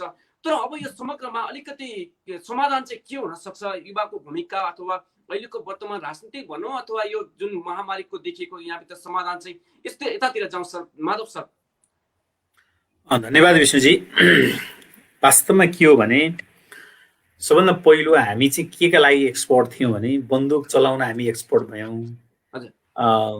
लाठी मुङ्रा टायर बाल्न हामी एक्सपर्ट भयौँ, तर समृद्धिको मुहान फुटाउन वास्तवमा हामी एक्सपर्ट साबित हुन सकेका छैनौँ। नम्बर 1 त्यो के हुनु भने त्यो एउटै क्याटेगोरी र एउटै प्रक्रियाले त्यो चिज बन्दो रहेनछ कि। त्यसले गर्दा मुभमेन्टको लागि चाहिने जे क्यारेक्टर हो, जे चाहिँ प्रशिक्षण हो हामीले मजाले दिएका थियौँ, मजाले मोटिभेसन गरेका थियौँ। मुलुकमा गणतन्त्रै ल्यायो कि, राजतन्त्रै समाप्त भयो, लोकतन्त्र ल्यायौँ, अधिकार यसरी स्थापित गर्यौँ कि संविधानमा हामीले आजको रियालिटी भन्दा धेरै माथि संविधानलाई चाहिँ व्यवस्था गरिसकेका छौँ। जस्तो आज मौलिक हक भनेको 31 प्रकारका मौलिक हकको हामी व्यवस्था संविधान गरेका छौँ। अब कल्पना गर्नुहोस्, त्यो मौलिक हक प्रदान गर्नुको लागि इकोनोमिकल स्ट्रेन्थ हामीसँग छ त भन्नुहुन्छ भने शिक्षा र स्वास्थ्य जस्ता विषयवस्तु बेसिक र यो फेरि प्रारम्भिक प्राइमरी चाहिँ बेसकाई चाहिँ विषयवस्तुहरूलाई समेत हामीले राज्यबाट प्रोभाइड गर्न सक्ने अवस्था छैन। हामी इकोनोमिक कुन कन्डिसनमा छौँ, कुन बेसमा छौँ, त्यो बेस अनुसारको कानुन छ त भन्दा कानुन धेरै माथि छ। त्यसले गर्दा हाम्रो यो कुराको म्याच भइरहेको छैन। अरू कुरा के छ भने राजतन्त्र त हामीले फाल्यौँ, तर राजतन्त्रभित्र भएको सामन्तवादको जुन नायकी चिन्तन छ नि त्यो चाहिँ हामीले राजनीतिक दलका लिडरहरूको टाउकोमा सारेका छौँ। त्यो सारेको हुनाले हामी के छ भने त्यो चिज चाहिँ अलिक ठुलो एरियामा फैलिएको मात्रै हो, सामन्तवादका संस्कृति फालिएको छैन। तर तपाईले के चिज भन्छ मात्र त्यहाँभन्दा बढी सामन्तवाद अथवा त्यहाँभन्दा ठुलो राजतन्त्र आयो, राजतन्त्र कहनु पर्नु। मलाई क्लियर हुन दिनु न, मलाई यसमा क्लियर हुन दिनुस्, किनकि यो समाजको विश्लेषणसँग र यो रियालिटीसँग जोडिएको कुरा छ। किनकि मैले त समाजका हरेक चिजलाई मैले समाजको बेसबाट हेर्ने गर्छु र म त्यति धेरै आश्चर्य मान्दिनँ, किनभने हरेक व्यक्तिसँगका भएका व्यक्तिको प्रत्येक बोलीसँग मैले त्यहाँको आजको कन्डिसन र व्यवस्था चिन्तनबाट आँखाबाट हेर्छु। हेर्दाखेरि मलाई कुनै अनौठो लाग्दैन, किनभने आज तपाईँ संविधानको पहिलो प्रारम्भिक यो चाहिँ कालमा छौँ हामी, यो डिबेट चलिरहन्छ। अहिले तपाईँको चिन्तन 5 वर्ष यत्रो लामो समयसम्म कुनै सरकार टिकेको थियो त थिएन नि। 5 वर्ष टिक्ने धैर्यता हाम्रो बिचमा रहेनछ कि, मान्नुहोस् तपाईँ। 5 वर्ष टिकाउने धैर्यता रहेनछ। त्यो यदि ठुलो कि मान्छेले आफ्नो पुस्तै समाप्त हुन्छ भने ठान्यो। केपी ओलीले 5 वर्ष गुजार्दा त्यो केपी ओली रहेको पार्टीभित्रका शीर्ष लिडरहरूले अब हाम्रो पुस्तै गयो भने ठान्नुभयो, तत्काल निकाल्नुपर्छ भन्ने माइन्ड सेट बन्यो। त्यो माइन्ड सेटले के गर्यो, पार्टीभित्रका ती एकतालाई छुन राख्न सकेन, त्यो एकता चाहिँ जीवित रहन सकेन, पार्टीभित्र चाहिँ एकताबद्ध पार्टी बन्न सकेन, किनकि त्यहाँ त्यो यस्तो खालको स्थिति बन्यो कि त्यो चाहना कुनै कसैको मृत्यु छ, त्यो केपी ओली चाँडै बित्नु होला, रोगी हुनुहुन्छ, मृत्यु होला, त्यसपछि मैले पाउँछु भन्ने अपेक्षाको चाहिँ मानसिकता त्यहाँभित्र हाबी भइरहेको थियो। यी सबै चिजहरूले त्यहाँ काम गर्यो। हेर्नुहोस् अर्को पार्टबाट हेर्नुहुन्छ भने यति बेला नभए कोरोनाको महामारीका बिचमा सत्ता सङ्घर्षको बेला थियो र थिएन नि। आखिर के संसार जीवनभरि म चाहिँ चलाउँछु भनेर जीवनभरि चलाउन केपी ओलीले खोज्नु भएको थियो र? त्यो थिएन नि त। जतिसुकै गरे पनि त 3 वर्ष बितिसकेका थियो, 2 वर्षको एउटा यात्रा न बाँकी थियो, तर सहज ढङ्गले सरकार चलाउन त सकेन। त्यो दोष जहाँसुकै लगाऊ। अर्को पाटो छ, अब प्रतिपक्ष नेपाली कङ्ग्रेस एउटा लोकतन्त्रलाई आफूलाई साह्रै आफू हिमायती नै हो भन्ने ठान्ने पार्टीले, दलको राष्ट्रपतिले राज्यको अङ्गले के देख्छ भने नि, दल र नेकपा एमाले त्यसको 121 सिट जस्तो, जति बेला 40% त्यसको विधि अनुसार दलको विधान अनुसार उसले पार्टी फुटाउँछ, अर्को दल देख्छ कि संसदीय दलको नेता चुनावबाट हुन्छ प्रभु। यहाँ चुनावबाट भयो भन्दा त त्यसमा पक्ष र प्रतिपक्ष दलभित्र त हुन्छ नि। अनि त्यो भोट नआएको जति भोट अर्कोतिर हिसाब गर्न मिल्दैन, त्यो संविधानको कुनै पनि अङ्गले देख्दैन। अब तपाईँ एमाले भित्रको एउटा चोइटो चुडाएर संसदभित्र चाहिँ त्यो सङ्ख्या हिसाब किताब गरेर राष्ट्रपतिमा जान मिल्छ? राजनीतिक एउटा संस्कार मिल्यो त्यहाँ? कल्पना गर्नुहोस् तपाईँ। जसले गरे पनि तपाईँ त्यसको भन्नुहोस्। तपाईँलाई भन्छु म, यो भनेको कल्चरल समस्या हो, कल्चरल समस्या हो, पुस्ताको समस्या। म अझै भन्छु है विष्णुजी, यो पुस्ताको समस्या हो। यो पुस्ताभित्र केपी ओलीको विकल्प यो पुस्ताभित्र छँदै छैन। तपाईँले यदि कुरा बुझ्नुहोस्, यो पुस्ताको लिडर केपी ओली नै हो। केपी ओली पछि नेपाली चेतनाले, संसारभरको नयाँ चेतनाले यही पुस्ताभित्र विकल्प खोज्दैन। मलाई चाहिँ म 100% कन्फिडेन्स छु। त मान्नुहोस्, अबको निर्वाचनबाट विकल्प खोजिने शेरबहादुर देउवा हुनै सक्दैन, प्रचण्ड हुनै सक्दैन। त्यो निर्वाचनसँग डराएको यो पुस्ताको परिणति हो। यो मान्नुहोस्, अहिले पछिल्लो चढ्ने भन्नुहुन्छ भने एउटा स्टेबल पोलिटिक्स अथवा 5 वर्षको धैर्यताको समस्या हो। त्यो सामन्तवादी सोच चिन्तन र त्यो एउटा पुस्ताको स्टेबिलिटीसँग आएको जुन एउटा चाहिँ दरारको समस्या हो। म त यसरी एउटा प्रिन्सिपलले हेर्छु। तर नयाँ पुस्तालाई त तपाईँ नयाँ पुस्ताका लागि त प्रत्येक पल चाहिँ अगाडि बढ्ने बाटो त खुल्ला हुनुपर्छ नि। त्यो बाटो रोकिएको छ, यहाँ सबै चिजहरू रोकिएको छ। त्यसले गर्दा के हो भने एउटा पोलिटिकल्ली यी चिजहरूबाट के अरे अवस्था सिर्जना भएका छन्। अरू कुरा, नेपाल जस्तो देशले धेरै राजनीतिक पार्टी धान्न पनि सक्दैन, धान्न त्यो सम्भव पनि छैन। 2 पार्टी सिस्टममा मुलुकलाई लानै पर्छ। जब 2 पार्टी सिस्टममा नेपाल जान्छ, कम्प्लिटली जान्छ, त्यो जाने प्रोसेसमा त पक्कै छ। त्यो हुने बित्तिकै मेजोरिटी नभएको गभर्मेन्ट हुँदै हुँदैन। त्यसले कसै न कसैले बहुमत ल्याउँछ नि, देखाउनु पर्दैछ। त्यसले 5 वर्ष सत्ता चलाउनु पर्छ, रचनात्मक प्रतिपक्षबाट अर्को सत्ता अर्को बस्नुपर्छ। त्यो कल्चर पहिलो पटकको त्यो कल्चर स्वीकार्य भएको छैन। अब सेकेन्ड टाइममा चेन्जमा आएपछि मान्छेले माइन्ड सेट बन्छ, 5 वर्ष चाहिँ अब यसैको सत्ता हो है भन्ने कुराको माइन्ड सेट बन्छ र अर्को पटकबाट बिस्तारै व्यवस्थित हुँदै जान्छ। यो लोकतन्त्रको विकास हुने चरणभित्रै यी चिजहरू भइरहेछन् भनेर बुझ्नुपर्छ है। र अर्को कुरा, लिडरसिप, युवाहरूको नेतृत्व तपाईँ कसैलाई सिस्टमले बिल्डअप गर्ने हो। हामी सिस्टममा हिट गर्नुपर्छ है। म सिस्टममा हिट गर्न भन्छु। त्यो सिस्टम भनेको के हो भने पार्टीको सेन्ट्रल कमिटीमा अहिले जो नेपाली कङ्ग्रेसभित्र हुनुहुन्छ, एमालेभित्र हुनुहुन्छ, माओवादीभित्र हुनुहुन्छ, अरू राप्रपाभित्र हुनुहुन्छ, जुनसुकै पार्टीभित्र अहिलेको एक्जिस्टिङ पार्टीको सेन्ट्रल कमिटीलाई तपाईँले 60% मान्ने र महाधिवेशनमा प्रत्येक महाधिवेशनमा 40 नयाँ तथा युवालाई इन्ट्री गर्ने सिस्टम बिल्डअप गर्न सकियो भने तपाईँले भन्नै पर्दैन युवा नेतृत्व यसरी गाँचिएर आउँछ, त्यो स्वतः पुस्ता हस्तान्तरण भइ नै हाल्छ। हामी त सिस्टम नै जोड दिनुपर्छ। व्यक्ति हिट गरेर हामी ठाउँमा पुग्दैनौँ। कहिलेकाहीँ युवाले बुढापाका नेताहरूलाई गाली मात्रै गरेर चाहिँ युवाको प्रमोट हुन्छ भन्ने ठान्यो भने त्यो बेकारको कुरा हो। उनीहरूले पनि कन्ट्रिब्युसन त गरे नि बाबा, आजसम्मको राजनीतिमा यहाँ ल्याउँदा त उनीहरूको पनि कन्ट्रिब्युसन छ नि त। यहाँ ल्याइ पुर्यायो नि त, हाम्रो ठाउँमा ल्याइदिए नि त। त्यसमा एप्रिसिएट पनि गर्नुपर्छ हामीले। मात्रै आजको युगलाई धान्ने लिडरसिप उनीहरूबाट अब सम्भव छैन है। उनीहरू यति उदार हुनुपर्छ, नयाँ पुस्तालाई अब हाम्रा लिडरसिप अथवा त्यो ग्रोइङ गर्नको लागि तयार हुनुपर्छ भन्ने कुरा चाहिँ इस्टाब्लिस गर्नुपर्छ।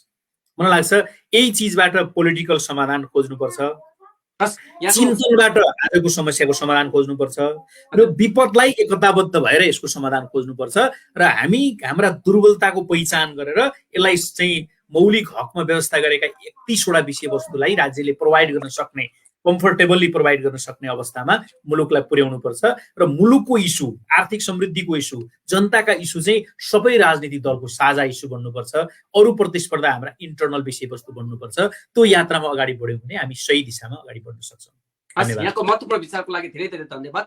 म यतिखेर अब धन्यवाद सरसँग जान चाहन्छु। हामी कार्यक्रममा एकदम अन्तिममा आइसकेका छौँ। अन्तिममा छोटकरीमा बताइदिनु होला कि अहिलेको यो जुन राजनीतिक समस्या छ यसमा युवाहरूको भूमिका अब कस्तो हुनुपर्छ, एउटा सोलुसन दिइदिनु होला कि देशलाई कसरी अगाडि बढाउने र अहिलेको जुन समस्याहरू देखिएको छ विभिन्न समस्या, यसको समाधान के गर्दा हुन्छ होला, अलिक छोटकरीमा निचोटमा बताइदिनु होला।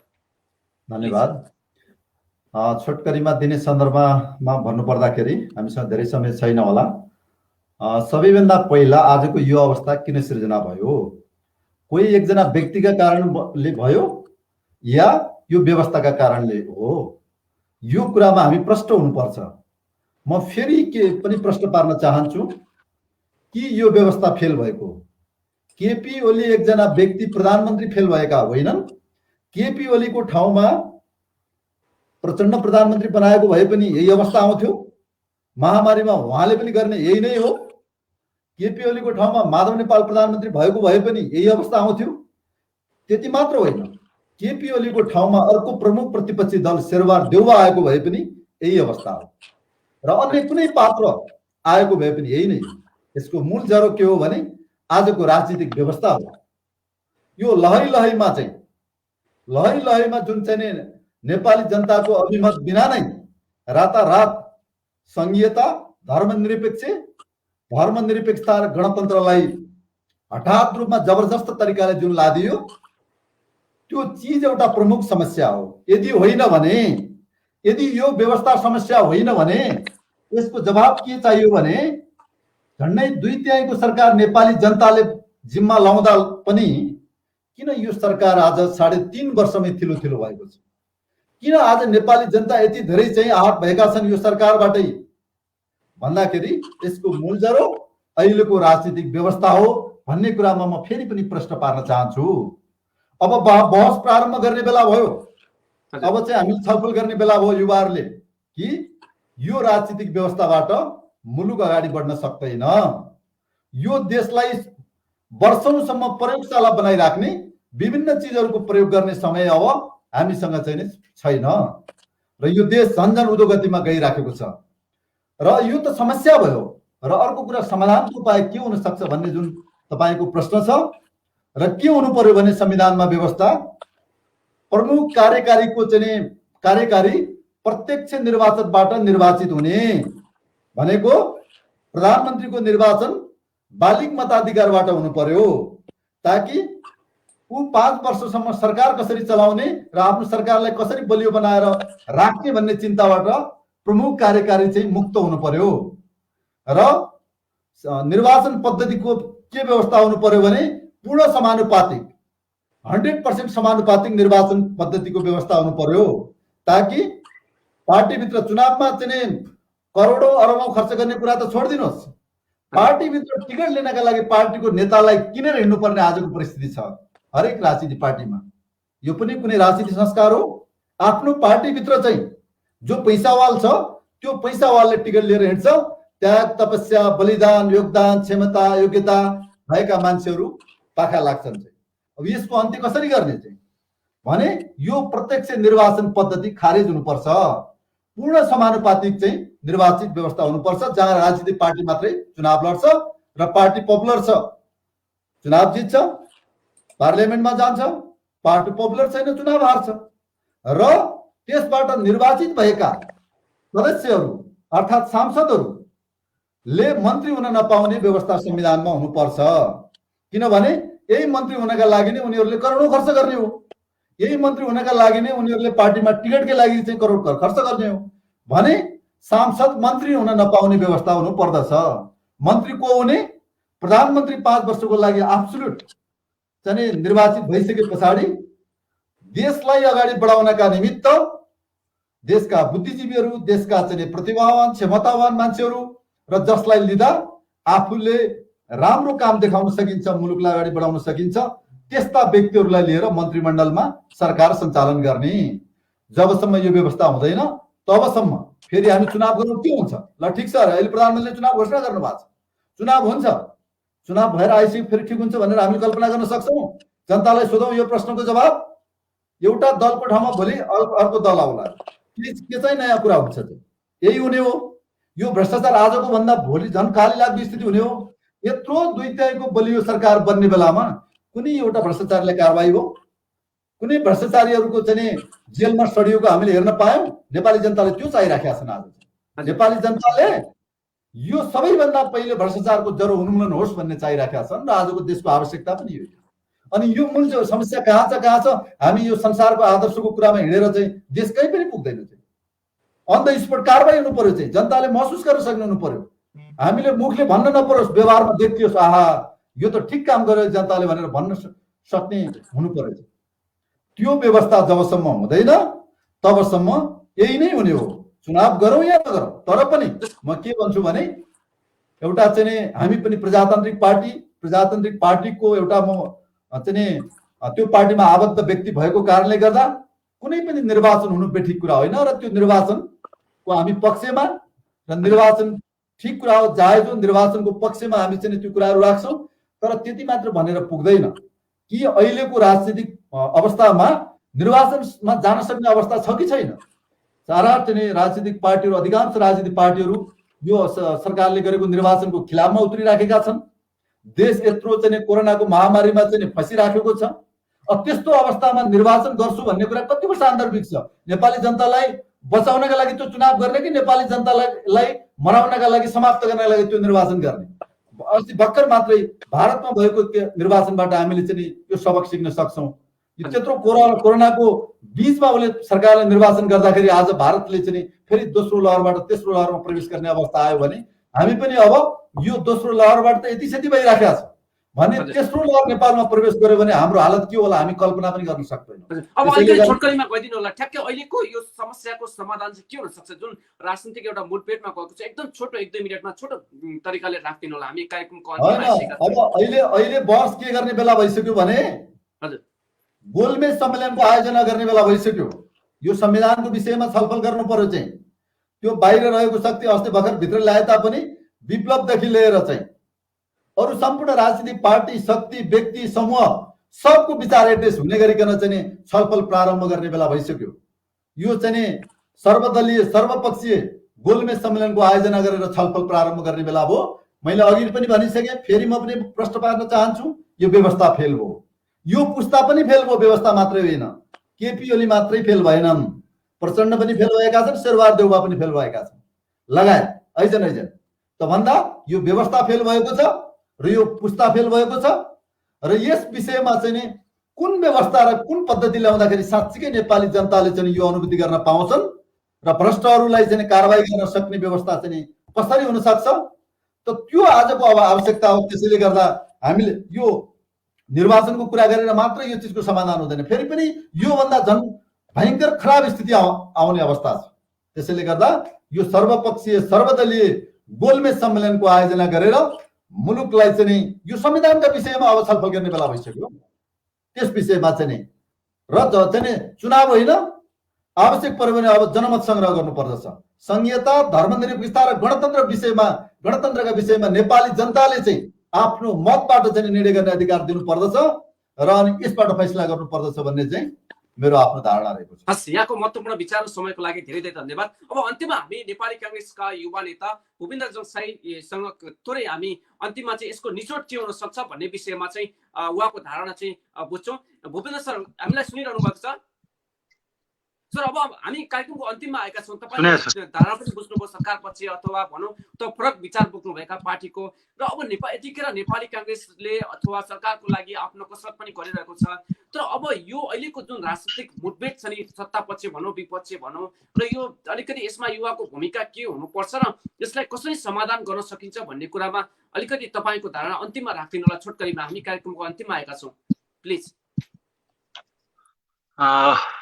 अब आजको विषयवस्तुमा म फेरि पनि दोहोऱ्याउन चाहन्छु, यो महामारीमा हामी सबै मिलेर काम गर्न जरुरी छ, किनभने यो एकदमै देशको एउटा ठुलो सङ्कटको बेला हो। यो सङ्कटमा फुट्ने होइन कि जुटेर जानुपर्छ, नम्बर 1 मा मात्रै भन्न चाहन्छु। र खास गरी युवाहरूको मात्रै आज अहिले भूमिकाको विषयमा कार्यक्रम भएको हुनाले म युवा साथीहरूलाई म अपिल गर्न चाहन्छु, हामी युवाहरूले आफ्नो क्षेत्रबाट आफ्नो ठाउँबाट हामी जे सहयोग गर्न सक्छौँ, महामन्त्री नियन्त्रणमा हाम्रो जे भूमिका हुनसक्छ त्यो सबैले आफ्नो भूमिका निर्वाह गरौँ, सामाजिक गतिविधिमा पनि सक्रिय बनौँ, त्यसको लागि म आग्रह गर्न चाहन्छु। चाहे अस्पतालमा चाहिँ अक्सिजनको हामीले सहयोग गरेर हुन्छ, अथवा यो निषेधाज्ञा चाहिँ खाद्यान्न अभावमा पर्नुभएका व्यक्तिहरूलाई चाहिँ केही हामीले सहयोग गरेर हुन्छ, अथवा जे सामाजिक कामहरू हुन सक्छ, एउटा दुःखमा पीडामा परेको नागरिकलाई के सहयोग गर्न सकिन्छ, युवाको तर्फबाट चाहिँ सबै युवा साथीहरू सक्रिय हुनको लागि म आग्रह गर्न चाहन्छु।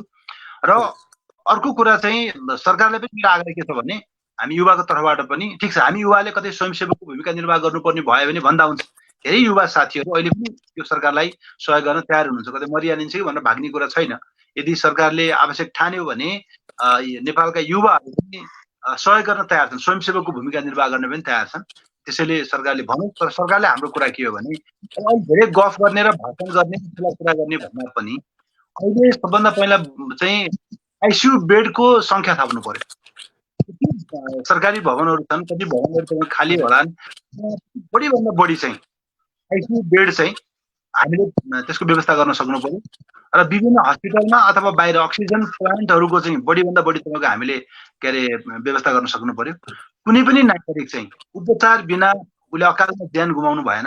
कुनै पनि चाहिँ एउटा कोरोनाको सङ्क्रमित बिरामीले चाहिँ अक्सिजन बिना चाहिँ आफ्नो तपाईँको ज्यान गुमाउनु भएन। यतापट्टि सरकारले बढीभन्दा बढी ध्यान दिनु पर्यो। राज्य सरकार प्रतिपक्ष सबै एक ढिक्का भएर चाहिँ यो महामारीको विरुद्धमा जुत्नका लागि लाग्नु पर्यो भन्ने मलाई लाग्छ।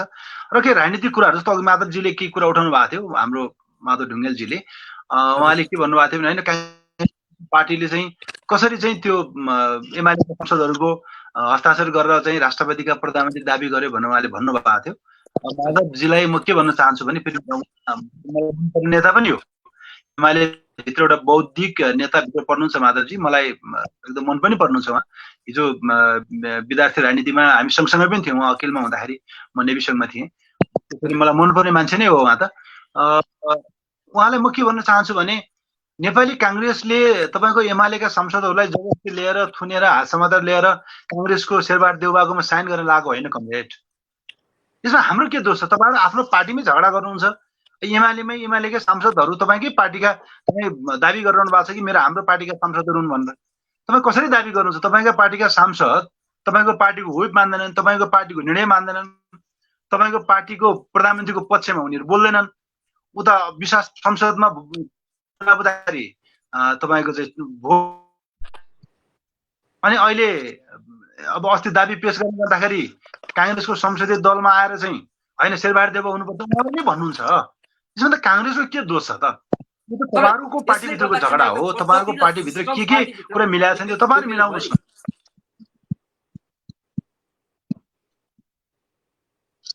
त्यही भने त्यही त उहाँहरूले चाहिँ आफ्नो पार्टीको चाहिँ झगडा मिलाउन नसकेर उहाँभित्रको द्वन्द्वले चाहिँ काङ्ग्रेसलाई आरोप लगाउनु मिल्दैन। किनभने प्रतिनिधि सभाका सदस्यहरू सांसदहरू आएर होइन हामी चाहिँ काङ्ग्रेसको नेतालाई प्रधानमन्त्री भएको देख्न चाहन्छौँ भने उहाँहरूले भन्छन् भने हामीले तपाईँहरू नआउनुहोस्, आउन पाइन्न भनेर चाहिँ उहाँहरूको चाहिँ हात चाहिँ कलम हामीले बन्द गरिदिने कुरा त भएन। त्यसैले यसमा चाहिँ माधवजीलाई मेरो आग्रह के भने काङ्ग्रेसतिर फर्केर गाली नगरौँ, काङ्ग्रेसतिर फर्किने भन्दा आफ्नो घरतिर फर्कौँ, आफ्नो पार्टीतिर फर्कौँ, आफ्नै पार्टीका नेताहरू मिलौँ, तपाईँहरू मिलेर सरकार बनाउनुहोस्, यसमा हामीलाई आपत्ति छैन। तर तपाईँ आफै झगडा गर्नुहुन्छ, तपाईँहरूले पार्टी फुटाउनुहुन्छ, अरू गर्नुहुन्छ भने त यसमा हामीले केही पनि भन्नु छैन। त्यसैले म उहाँलाई यति मात्रै भन्न चाहन्छु। अनि हाम्रो राप्रपाको केन्द्रीय सहजीवले धनबहादुर बुढाज्यूले बारम्बार भन्नुभयो कि यो व्यवस्थै असफल भयो, फेल भयो भनेर भन्नुभयो। ठिक छ यो व्यवस्था असफल भयो तर अनि कुन चाहिँ व्यवस्था चाहिँ ल्याउने उहाँले क्लियर गर्नु भएन। अब आउने व्यवस्था के हो त? साम्यवादी व्यवस्था आउने हो कि तानाशाही अनि निरङ्कुश राजतन्त्रात्मक व्यवस्था आउने हो कि के चाहिँ व्यवस्था हो त? त्यसैले मेरो भनाइ के हो भने यो व्यवस्था हामीले धेरै फेरिसक्यौँ। हामीले सही मार्गमा डोर्याउन सकेन भनिसक्नु भयो नि, नयाँ व्यवस्था यसको लागि चाहिन्छ भनेर। त्यही नयाँ भने कुन चाहिँ त्यही नयाँ भने कुन व्यवस्था हो त? नेपालमा नयाँ व्यवस्था संसारमै नभएको व्यवस्था भएन। त्यसैले मेरो भनाइ के हो भने व्यवस्था फेर्ने धेरै नलागौँ। हामीले राणा शासन फेर्यौँ, पञ्चायत हामीले फेर्यौँ, राजाले हामीले फेर्यौँ, कहिले लोकतन्त्र भन्यौँ हामीले, कहिले प्रजातन्त्र भन्यौँ, कहिले गणतन्त्र भन्यौँ। यी धेरै व्यवस्था हामीले फेरिए। त्यसैले व्यवस्था मात्रै फेरिए हुँदैन रहेछ, मान्छेको सोच फेरिनु पर्यो, मान्छेको चाहिँ प्रवृत्ति तपाईँको फेरिनु, मान्छेको व्यवहार फेरिनु पर्यो। अनि केही पनि नफेरिने तर खालि व्यवस्था मात्रै परिवर्तन हुने होइन। हिजो सामन्ती व्यवस्था थियो भने आज पनि मान्छेहरूको सोच त्यही सामन्ती छ होइन। आज पनि तपाईँ केही मान्छे निश्चित मान्छेहरूको हिजो हामीले राजा हटायौँ त राजाको ठाउँमा आज धेरै हामी राजा जस्तो भइरहेछ भन्दाखेरि व्यवस्थाको मात्रै कुरा भएन, व्यवस्था भन्दा नियत चाहिँ यहाँ कुरा देखिएको छ। त्यसैले मेरो कुरा के हो भने ठिक छ तर यो व्यवस्थाभित्र पनि केही कमजोरीहरू छन्, शासन प्रणालीभित्र केही त्रुटिहरू छन्, त्यसलाई सच्याउन सकिन्छ, त्यसलाई सुधार्न सकिन्छ, त्यसलाई सुधारेर जाने कुरा ठिक छ। तर हाम्रो सम्पूर्ण ध्यान चाहिँ यति बेला मेरो फेरि कुरा के हो भने राजनीतिक हिसाबमा चाहिँ धेरै वाद विवाद गर्ने भन्दा पनि यो महामारीमा चाहिँ सबै एकजुट बनेर एकताबद्ध बनेर महामारीलाई परास्त गरौँ, महामारीलाई पराजित गरौँ, कोरोना महामारीलाई नेपालबाट समाप्त बनाऊ, नेपाली जनतालाई बचाउँ, नेपाली जनतालाई जोगाउँ, नागरिकको चाहिँ जीवधनको सुरक्षा गरौँ। त्यसपछि राजनीतिक कुराहरू छ, राजनीतिक विषयमा छलफल बहस छ, हामी पछि गर्दै गरौँला। हस्, यहाँको महत्त्वपूर्ण समय र विचारको लागि धेरै धेरै धन्यवाद दिन चाहन्छु। आदरणीय दर्शक आज हामीले राष्ट्रको लागि अन्तर्राष्ट्रिय युवा वर्ष कार्यक्रममा पछिल्लो समय विशेष गरेर नेपालमा युवाहरूले राजनीतिक रूपमा होस्, सामाजिक रूपमा होस् अथवा विकास र निर्माणको रूपमा होस् अथवा अहिलेको नेतृत्व गर्ने देशको नेतृत्व गर्ने विषयवस्तुमा होस् युवाहरूको भूमिका किन खुम्चिँदै गएको छ र युवाहरूले कसरी अगाडि बढ्नुपर्छ र अहिलेको राजनीतिक अथवा कोरोना सम्बन्धी महामारीले गर्दा देश निकै ठुलो चुनौती र सङ्कटमा परिरहेको बेला कसरी अगाडि बढ्न सकिन्छ भन्ने विषयवस्तुमाथि केन्द्रित रहेर आज हामीले बहस गऱ्यौँ। आज हामीसँग नेकपा एमालेका केन्द्रीय सदस्य तथा राष्ट्रिय युवा परिषद नेपालका कार्यकारी उपाध्यक्ष माधव प्रसाद ढुङ्गेल, त्यसै गरी राष्ट्रिय प्रजातन्त्र पार्टीका कार्यकारी सम्पादन समितिका सदस्य तथा केन्द्रीय सदस्य धनबहादुर बुढा र त्यसै गरी नेपाली काङ्ग्रेसका युवा नेता भूपेन्द्र जङसाईसँग विशेष संवाद गऱ्यौँ। यहाँहरू तीनैजनालाई महत्त्वपूर्ण समय र विचारको लागि धेरै धेरै हार्दिक धन्यवाद सहित आभार व्यक्त गर्दै हाम्रो यो कार्यक्रम तपाईँले मातृसन्देश.com को फेसबुक पेजका साथै गण्डकीपोस्ट.com को फेसबुक पेज, मातृ सन्देश टिभी र youth debate फोरमको official YouTube channel मार्फत हामीलाई हेर्न सक्नुहुनेछ। यति भन्दै आज कार्यक्रममा यहाँहरू सबैलाई हेरिदिने दर्शकहरूलाई विशेष धन्यवाद दिँदै यहाँहरू उपस्थित भइदिनु भएकोमा अतिथिज्यूहरूलाई पनि विशेष धन्यवाद दिँदै म कार्यक्रमबाट बिदा हुन्छु। नमस्कार, यहाँको माघ पर्व शुभ रहोस्। धन्यवाद।